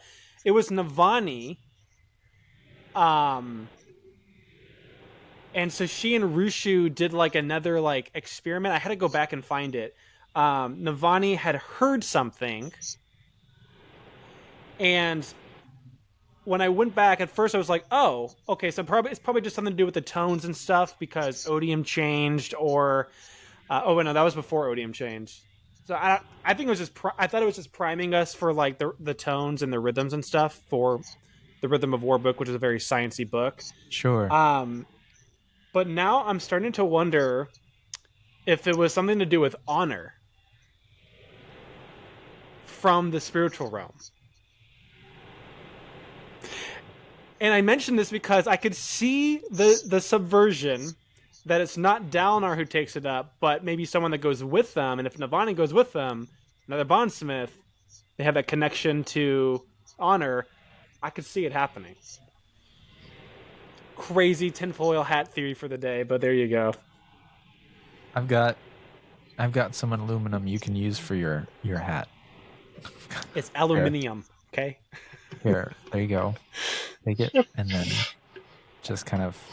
Oh, I got it. Thanks. Yep. Yeah, there you go.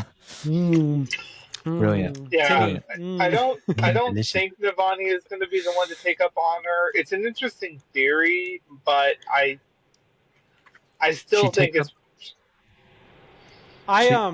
She takes it up. It's just I never thought of her before, and I was like, oh man, I totally forget about Navani. Like we would like even the writings, the epigraphs for day one. Did we ever mention Navani? Like we went straight to Yasna. Like Navani's the one that probably taught Yasna, or like, you know what I mean? Like I just totally forget about her sometimes. Navani's Sorry, not Navani. a historian or a philosopher. She's an engineer. She's a scientist. Yeah, but like there's smart people. Come on, you could. I am. I guess smart people are the same. That makes sense. We don't worry about specialties.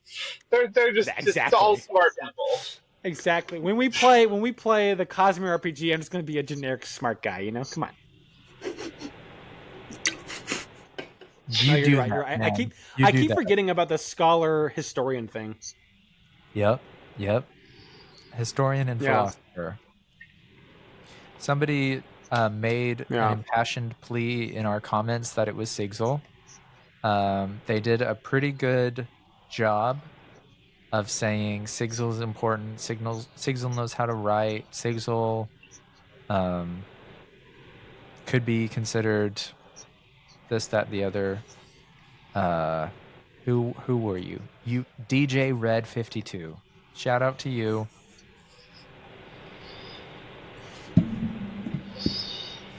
Okay. Yep. Shout out to you. All right. On to the next chapter. Nice. Yeah, I'm down. Okay. Chapter 18. An exception to the rules. They'd gone to seek a land some told them was mythical. From The Way of Kings, 4th Parable. Adolin and the Azish Emperor left most of the attendants in the antechamber as they joined the meeting.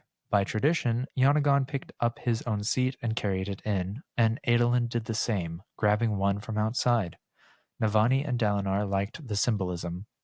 Inside, Adolin did a quick count of those in attendance and saw he and Yanagon were last. His father and aunt were there, as were Yasna and Queen Fen.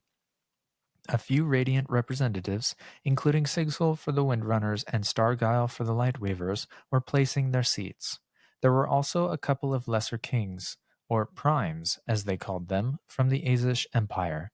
The Mink had come as well, the short Herdasian who was their key strategist, and possibly, following the fall of his kingdom, Herdaz's ranking Light Eyes, even if he was actually dark-eyed.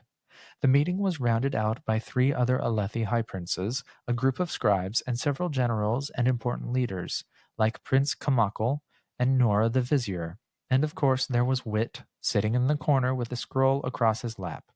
Aunt Navani waved, and all the gathered emotion spren in the room flew out, to not distract. Adolin closed the door. Maybe he should have greeted his father, whom he hadn't seen in weeks. He glanced toward Dalinar. No. After how they'd parted, they'd do the proper thing. Ignore it and let it fester. Mere seconds after he'd closed the door, there was a knock on it. Adolin peeked, then pulled it all the way open as one of the guards gestured an older Reshi man wearing a loose robe that showed a powerful chest and a strong build. Adolin thought he was one of the leaders of their islands who had been visiting the tower these last few months. They'd never invited him to any of their meetings. The man didn't ask. He simply picked up a chair and stood outside, waiting with his son, who often wore Thaylen clothing. Adolin glanced into the chamber. This man was king to only a few hundred, less powerful in his sphere than a lower Alethi landowner. He was radiant, the sole dustbringer left in the tower, but not many radiants got to join the meeting. There was silence for a moment before the mink spoke. "We have a saying in Herdaz," he said. "No cousin is so distant that they stop being family. A king of a small land is still a king." "Please, enter," Dalinar said, nodding and waving to the Reshi king. "Though I warn you, much of what we discuss might be confusing without prior context." The man said nothing, carrying his chair and placing it at the back of the room, with several of the lesser Azish primes. He sat with a regal air, and, honestly, Adolin doubted he spoke much Alethi. His presence seemed symbolic. Adolin closed the door again. "That's it," Fen said, Everyone is here? Can we finally begin? My kingdom is facing an entire fleet. Mine, Yonagon said, is about to be invaded through a portal into the heart of my city, and sooner than yours. The Everstorm can bring an enemy fleet to my city in just a day, Fen said. We saw that last time. Please, Dalinar said. We will get to everyone's defenses. First, let's establish where our forces currently stand. I agree, Fen said. But I do want to make a point, Dalinar. This is your fault. You should have insisted that the borders freeze the moment the deal was struck. She was right, of course, but this was how it was with Adolin's father. Dalinar was a great man, yes, but he was confident in his greatness, which led him to assume he could solve any problem himself. I'm sorry, Fen, Dalinar said. I'm doing my best.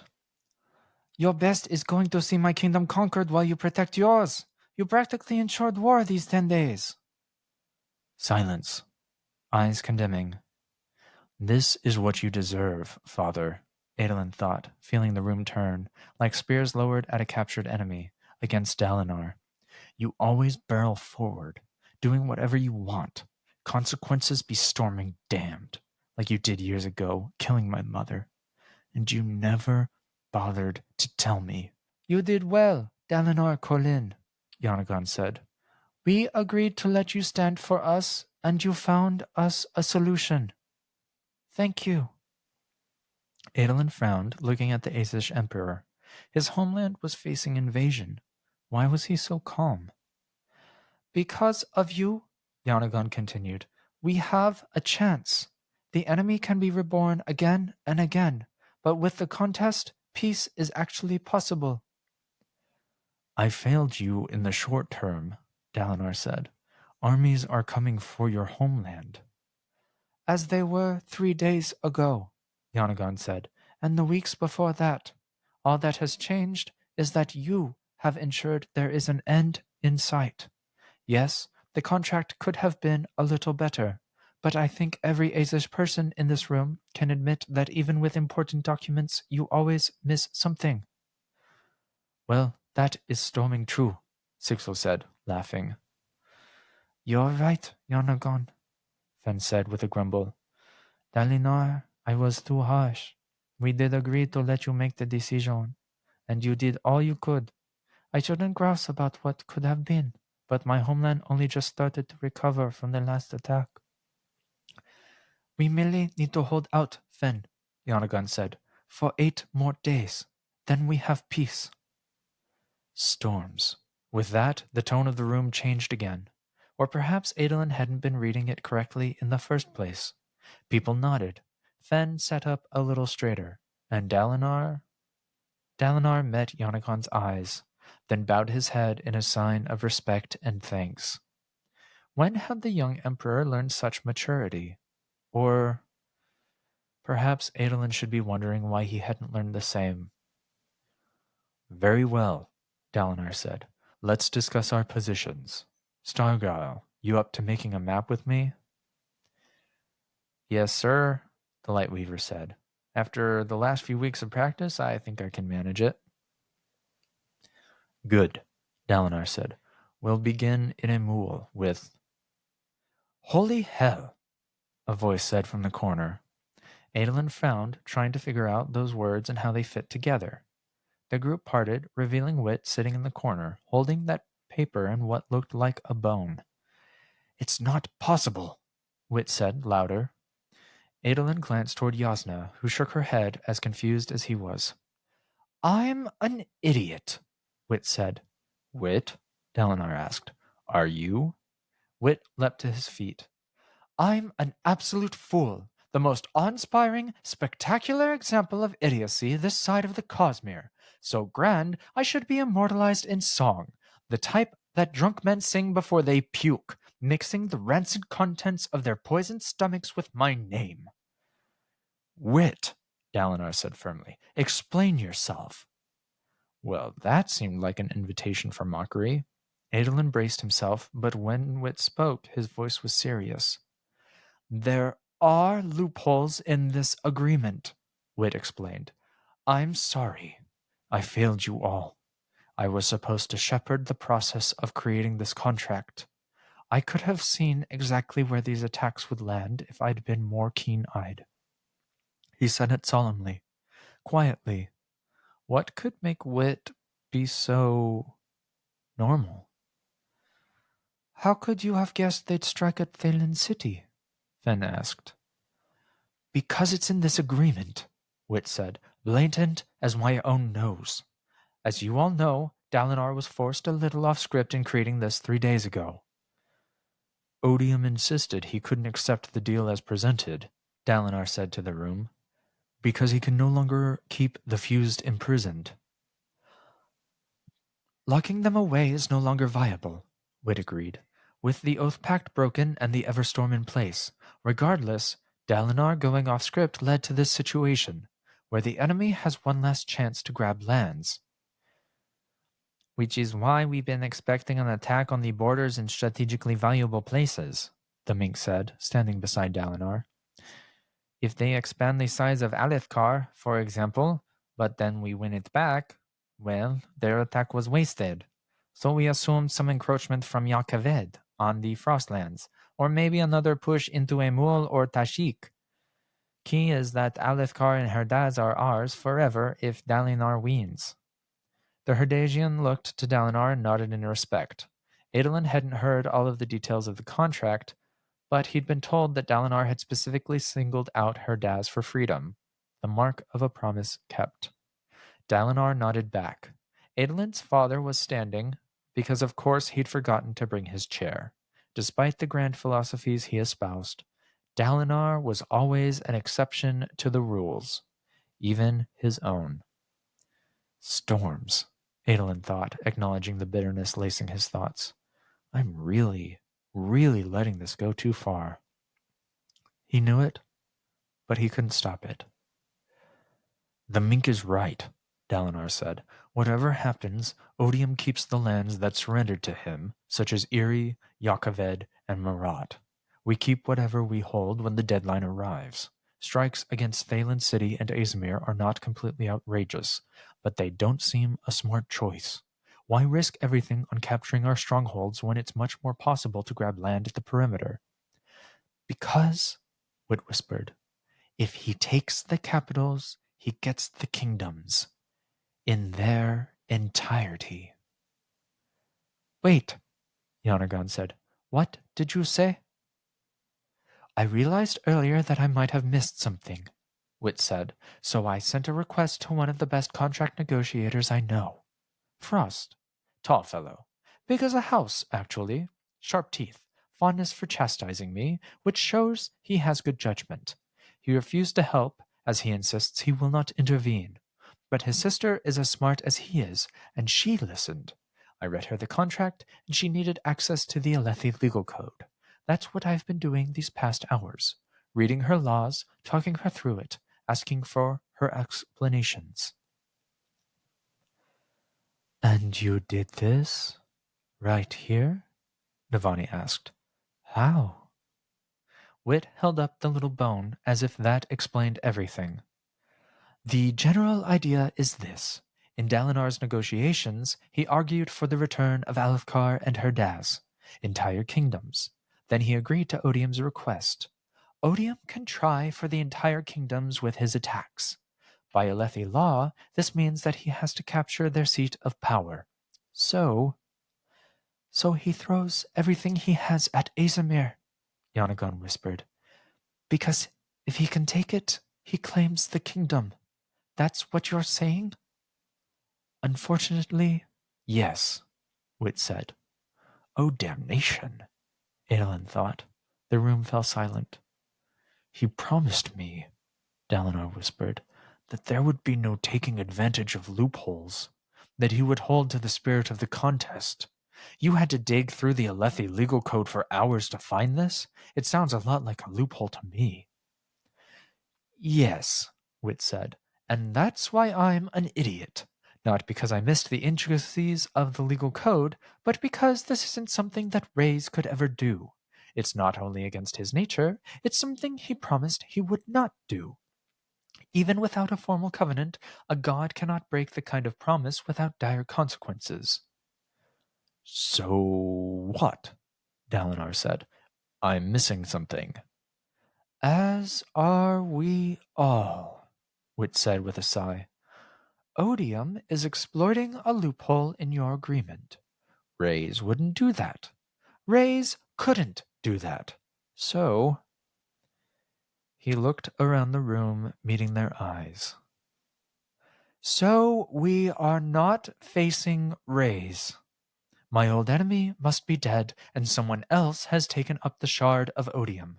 I should have seen it the moment he started acting so oddly, but now I've confirmed it by sensing the rhythms of Roshar.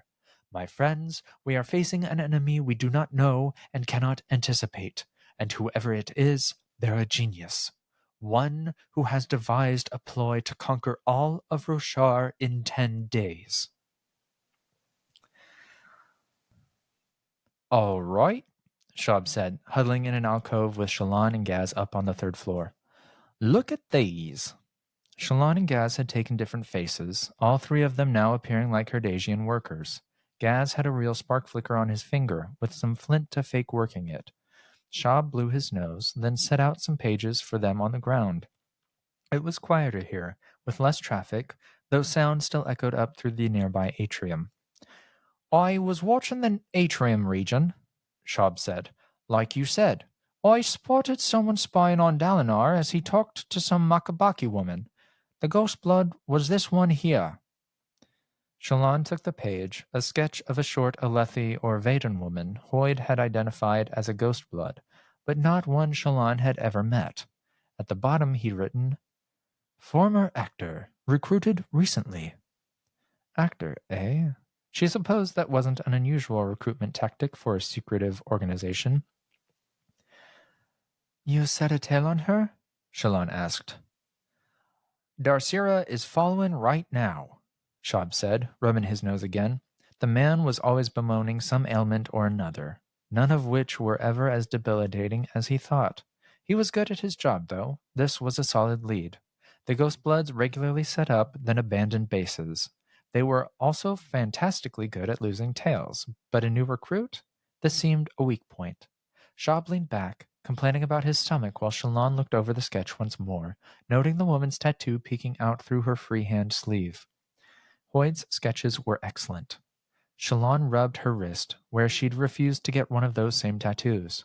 She flipped through the sketches and pulled out the picture of Mraize. Tall and distinguished, scarred and proud of it. She didn't hate him. For all his threats and manipulations, he was too complex, a man to be hated. She felt frustration mixed with envy, accompanied by a bitter sadness about what could perhaps have been. She would have to kill him, as she'd killed Tin, as she'd killed her father. But she would not enjoy it. The next sketch was Eotil in her mask. Even the sketch of her was shadowed, and Hoyd noted he didn't catch sight of her often. The next 2 pictures were those masked newcomers, assassins brought in from Eotil's homeland, wearing wooden masks painted in a way that made them feel featureless. Just shapes and lines, not people, except for those eyes staring out and the mouths barely exposed at the bottom. As she was studying those pictures, a soldier strolled past and glanced at Shallan's group. Gaz casually held up one of the pages to be more visible, but it suddenly depicted a busty woman in a state of complete undress. Shallan blushed, drawing a shamesprend despite herself. The soldier chuckled and moved on. Gaz, she hissed. What? He said. You have a better way to explain a bunch of street sweepers gathered around some papers? Where did you even get that image?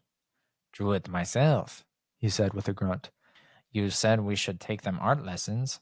Gotta get the musculature right to learn proper light weaving. I know that, she said, recalling some experiences in her youth. She shooed away that shamesprend in the shape of a red flower petal. But my models were never quite so, I think something's wrong with my heart, Shab said from beside them, lying on his back now, eyes closed. I think it stopped beating. Can't feel it. Is that normal? Shallan didn't give it much thought. Shab was merely being his usual overdramatic self. Gaz shook the page so the image vanished, returning to the depiction of a ghost blood. You want me to invite you next time we do a drawing session? Storms, no, Shallan said, still blushing. You're not supposed to stare at models. It's unprofessional. I don't think those ladies and fellows mind, Shab said, on account of their other jobs. Storms. Well, she did need anatomy practice. She put that out of her head as Shab groaned and sat up, then wagged a blinking span reed with a message from Darsira. They counted out the blinks silently, interpreting the message. New Ghostblood's hideout found. Narak, I watch. Narak? Gaz said softly. Why so far away? The tower is awake now, Shallan said. Perhaps the sibling could locate them for us if they were closer. Should we hit them up with a strike team? Gaz asked. Gather some troops? Put some windrunners to good use for once? We should gather one, Shallan said. Adolin should have gotten us permission, but striking wouldn't do much good unless we know Mraiz and Iatil are inside. Plus, like I said earlier, we need to find out what they're planning. Which means, Gaz said. We'll use a strike team, yes, Shallan said. But we're going to sneak in first. Gaz nodded and collected the pictures, then headed out. Shab was lying down again. Shallan had always found his antics ridiculous, but today she hesitated, then tapped him on the foot while he looked up at the ceiling. Hey, she said softly. Hey, you all right? I know I probably am, he replied.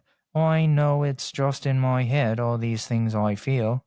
So, yeah, I suppose. It ain't real. Shallan suddenly felt guilty. She dismissed his attitude as silly earlier. How many would call what she dealt with silly?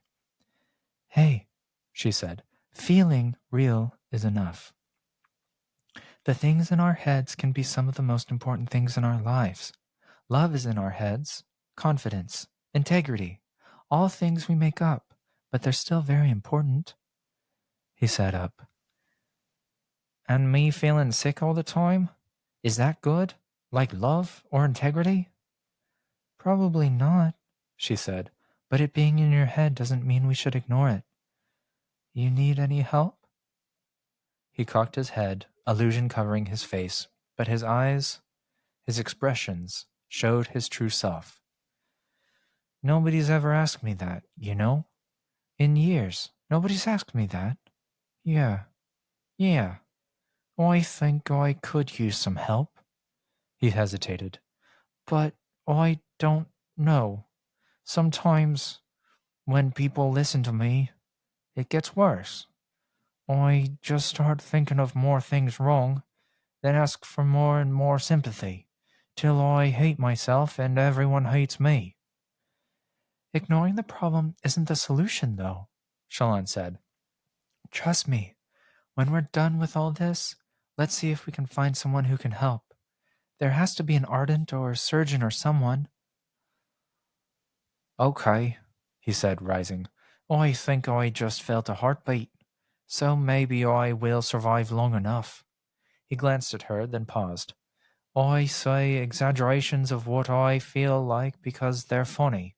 Makes people think I'm joking. So they don't hate me, you know? Shallan took his hand, squeezed it, and nodded. You still want me here watching? He asked. She nodded again. Thanks for spotting that ghost blood, but I want another set of eyes on that meeting up above.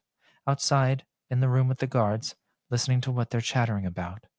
Shaw was excellent at that kind of information gathering, but his skill set wasn't aligned with attacking enemies, as she was planning to try next. Then I'd better find a lift up, he said. Then he glanced at her. You pay better attention now. What happened on that trip? I found a few pieces of myself, she said, that I'd lost. The end of chapter 18. Nice. Parmesan. Say Parmesan? Parmesan. So Frost has a sister. Didn't know that before. Yep, that's new. That's a bit of new information. Yeah. We knew he has a spoiler alert for the previews of Emberdark. Yeah, Isles of Emberdark. Hold on. Spoiler. We know he has was it a niece? Niece, yeah. Right? Yeah. I guess that's her name, like Starling. Yep, that's right. Yeah. Good job. Yeah. Bringing it home. But is that the most interesting thing in this chapter? I don't know. We get confirmation that bone thing is how he was contacting we sure do. Frost or Frost's sister. Yeah. Yeah. I find it interesting that they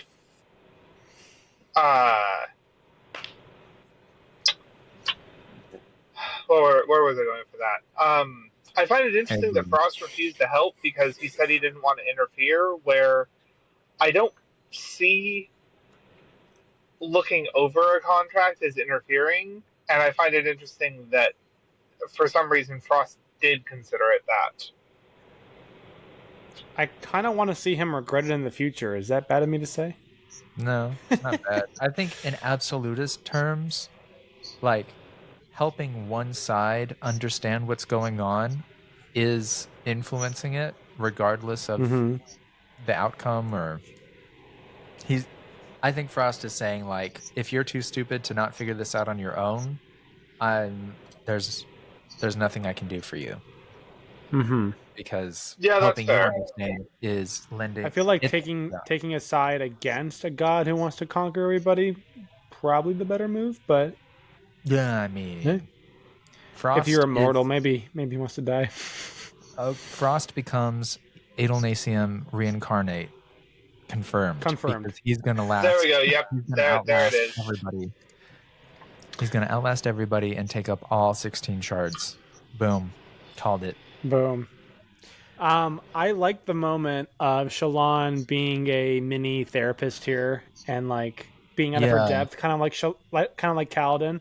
I'm kind of hoping that we do get to see that moment later on where the Adolin, Kaladin, Shallan get to, share time together after the end of this whole ordeal, and Kaladin and Shallan can find a way to move forward with that, making like a therapeutic division of the Ardents maybe or something. As somebody who was not a beta reader and absolutely has no idea how this book ends, I think you're going to be sorely disappointed. Damn. Well then.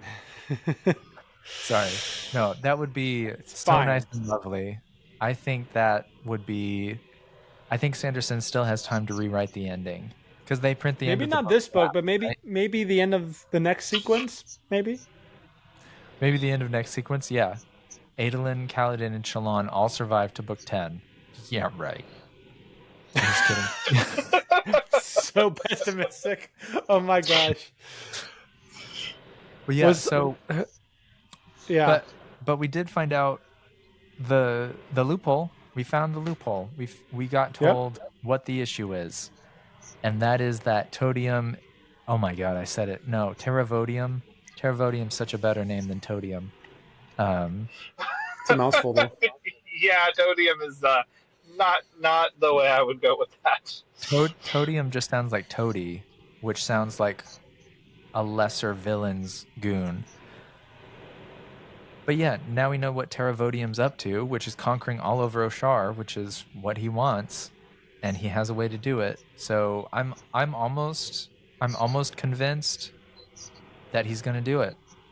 I think everybody's going to fail, and he is actually going to take all of Roshar. Well, damn. I think that he's going to take every place but Alethkar. And Herdaz. It's possible, right? Because we learn here that if you control the the capital, Yeah. you control the land, right? Right. So you could, in theory, take back Alethkar. If all they need to take back is Kolinar, right? Remembering the cities. I think if Dalinar wins, they get Alethkar and Herdaz. Yeah, that's. I feel like this chapter also sets up that Dalinar was so focused on getting a deal. Yeah. He didn't really focus on how to win said deal. He got the deal, and then they kind of throw it in his face like, yeah, but the deal kind of sucks. Like what if Odium throws like a fuse at him? Like, okay, or Odium throws himself at him. Like, you have to beat a god. Well, I mean, I know that they're going with champions, so I don't think by the deal written, Odium could enter the challenge as his own champion. Well, isn't Dalinar choosing himself as champion? Yeah. Because Honor didn't make the deal; it was Dalinar. That's fair. Yeah. Or did he? I think. Wait a minute. I think Odium's champion is going to be the Everstorm. Just the embodiment of the Everstorm as his friend. Is it not going to be L from the end of Rhythm of War? Oh, it might be. I don't know. Where is he? Like, I mean, we haven't seen him this whole book yet. I bet day 3 we're gonna get a POV. Oh no! I bet between day 2 and day 3 we'll get an interlude. You think? he'll be commanding the army at the Shattered Will Plain. he get his own interlude, or will he be in another Odium interlude? He'll be in his own interlude. That's what I'm gonna bet. Elle and I are gonna get real comfortable together.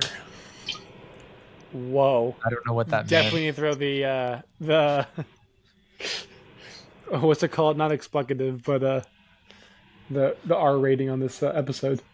Yeah. The explicit. I think the explicit.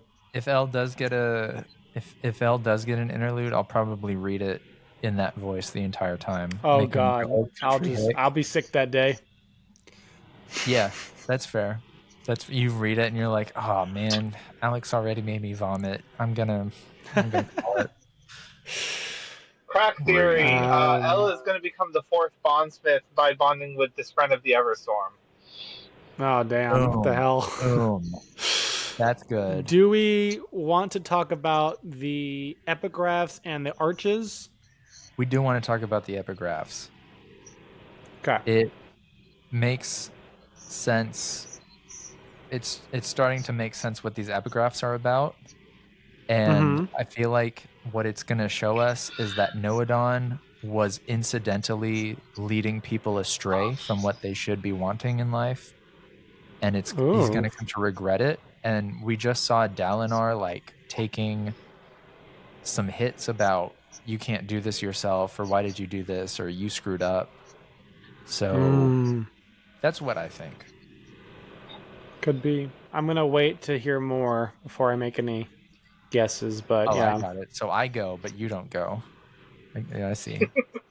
Yeah, just make it look like a fool. I'm just curious what the mythical land is.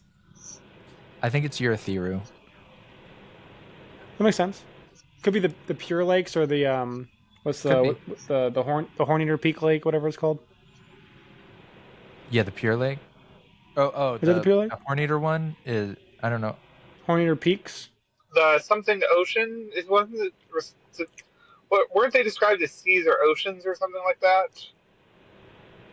No, they'd gone to seek a land some told them was mythical. That was the quote. No, not that. I mean the Horn-Eater, the springs at the Horn-Eater Peaks. They were called like seas or oceans. I don't know. It's like the same thing as like the pool in Lantris and Six of the Dusk, I think.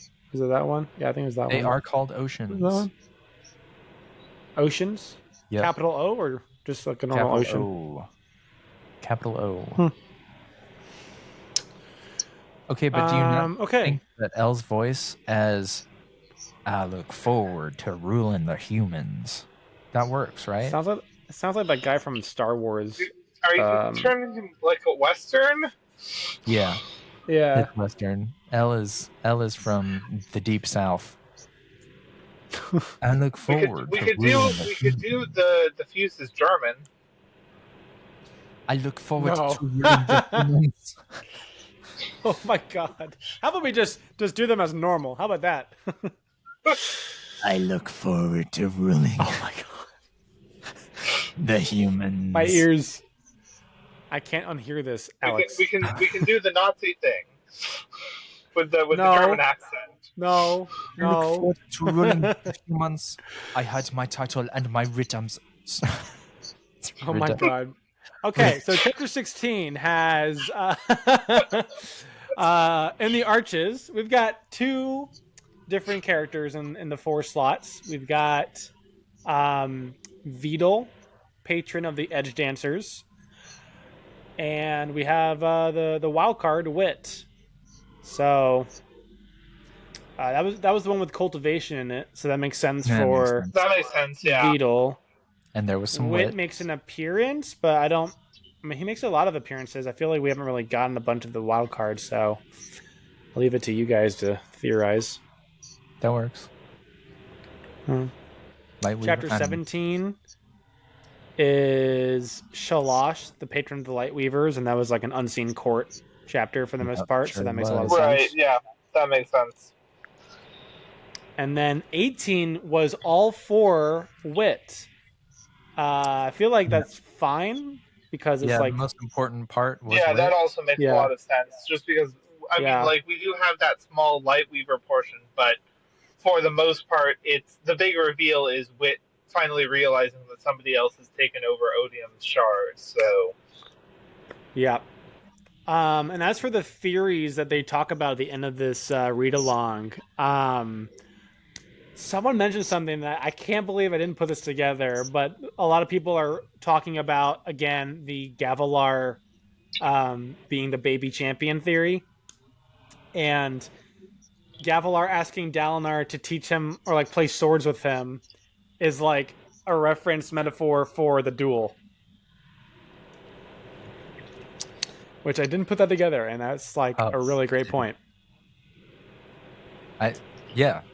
Was that, and they're saying he is going to be the champion, or it's just an allegory? They're saying that he will be the I guess Odium's champion, right? Because he's got the nightmares.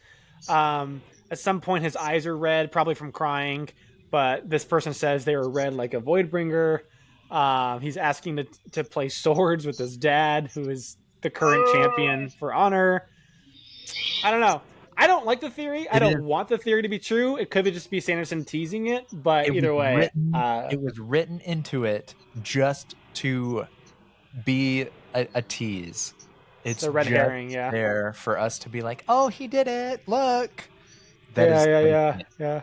That is it. I think that's it from me as well. Okay, what was your what was your favorite moment, Griff? Oh. Not you, probably Griff. The fact that Wit finally realized what the F was going on in all of this, because it was very aggravating to see them. Like, I know it was for tension points or for tension purposes and all that. I do understand that, but it was very aggravating for them to be trying to plan all of this while under the impression that it was still Reyes that was possessing Odium's shard. So yes, you go, Trevor. What was your favorite part? Definitely the creation Spren armor scene with Red. Just getting a little bit more information about that. Hopefully, the more teases of that theory being right. I just like seeing that. I'll go with Dalinar getting his purpose in this book from cultivation. Yep. It's All definitely right. another thing to ponder, right? It is. Him taking up the shard. It sure is. I bet he will. I wonder if that means that did Storm Daddy get instructions from the Shard of Honor to seek out someone from the Kolinar family, and that's why he went to Gavilar first? Probably. Could be. Actually, so it would be interesting if the final contest comes down to Taravangian with Odium's shard versus Dalinar with Honor's shard. That'd be cool. I'd like that. Round number 2, fight. Yeah, basically God versus God. In this ring, Terravodium. In this ring, Unity. Fight. One last question.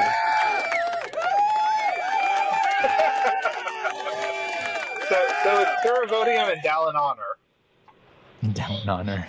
Dallin Honor, yeah.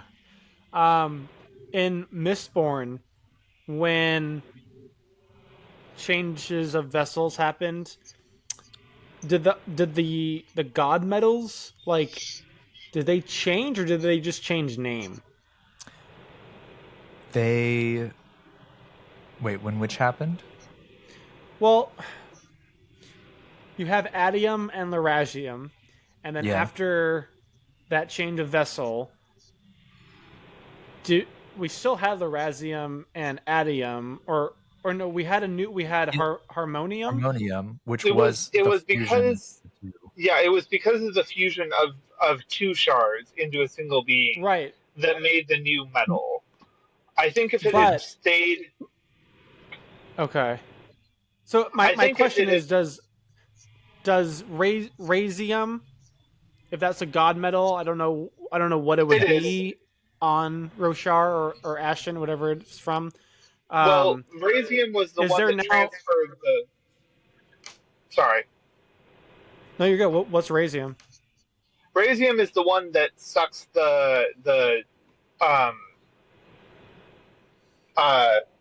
it pulls investiture the light out. It's the investiture drawing out one. Is that no longer a thing at their disposal because Raz is not Odium anymore, or is it just changed name to Terravium? I don't know. Yeah, they probably just call it Terravastium. Terravangium. Something like that. I think the name would change, but I don't think the purpose would change.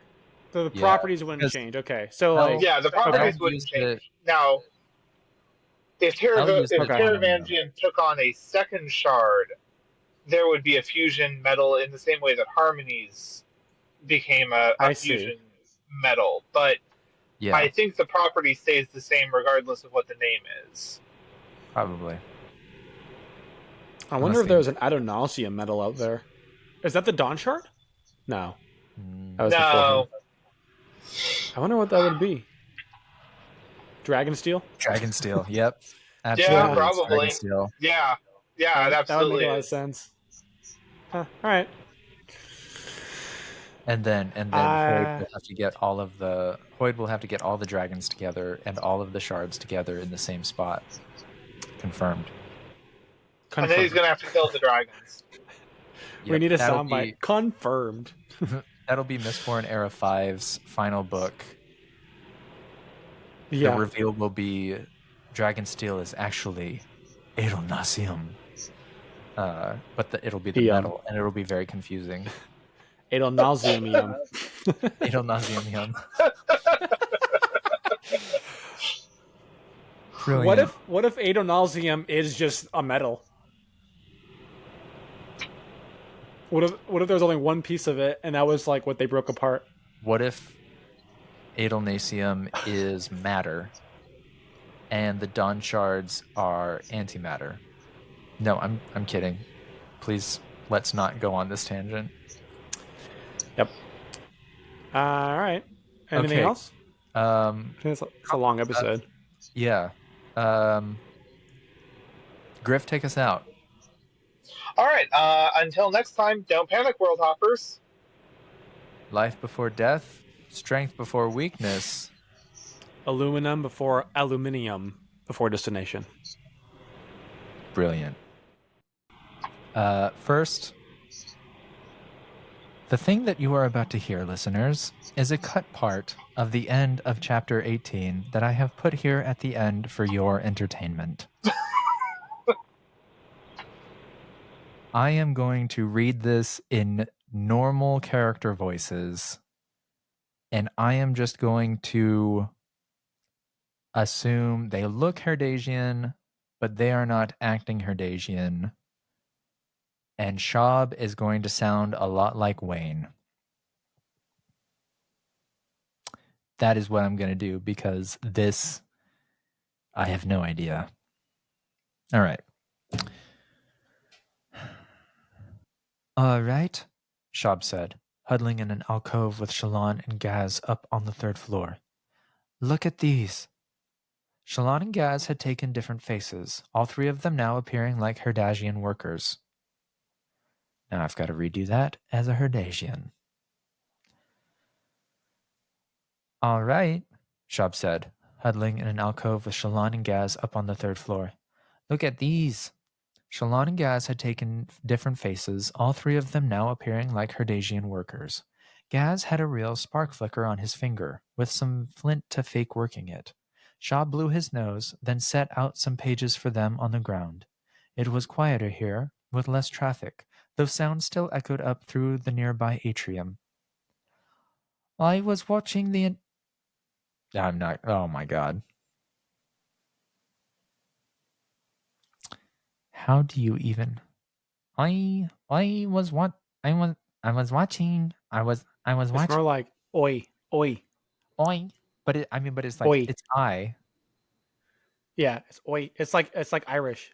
Oi laddie. Yeah, I was thinking about trying to read this as Wayne, but then it said here they're Herdasian, so I've got to read it as Herdasian, which is Mexican. Mexican, yeah.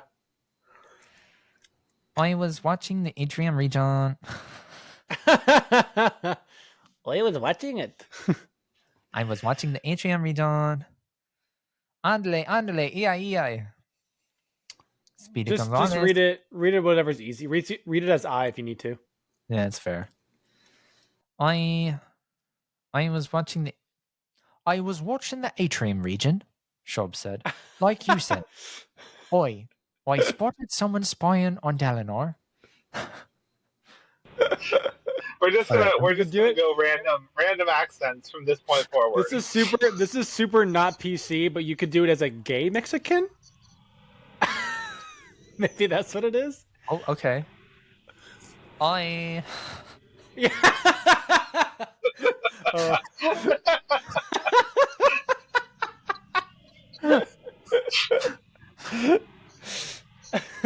I was watching Imogen.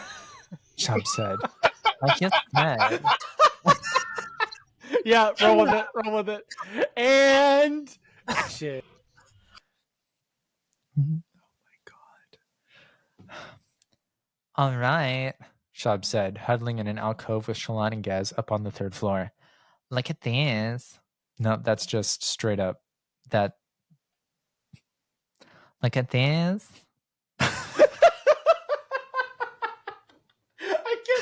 I can't breathe. Oh my god, that's so good.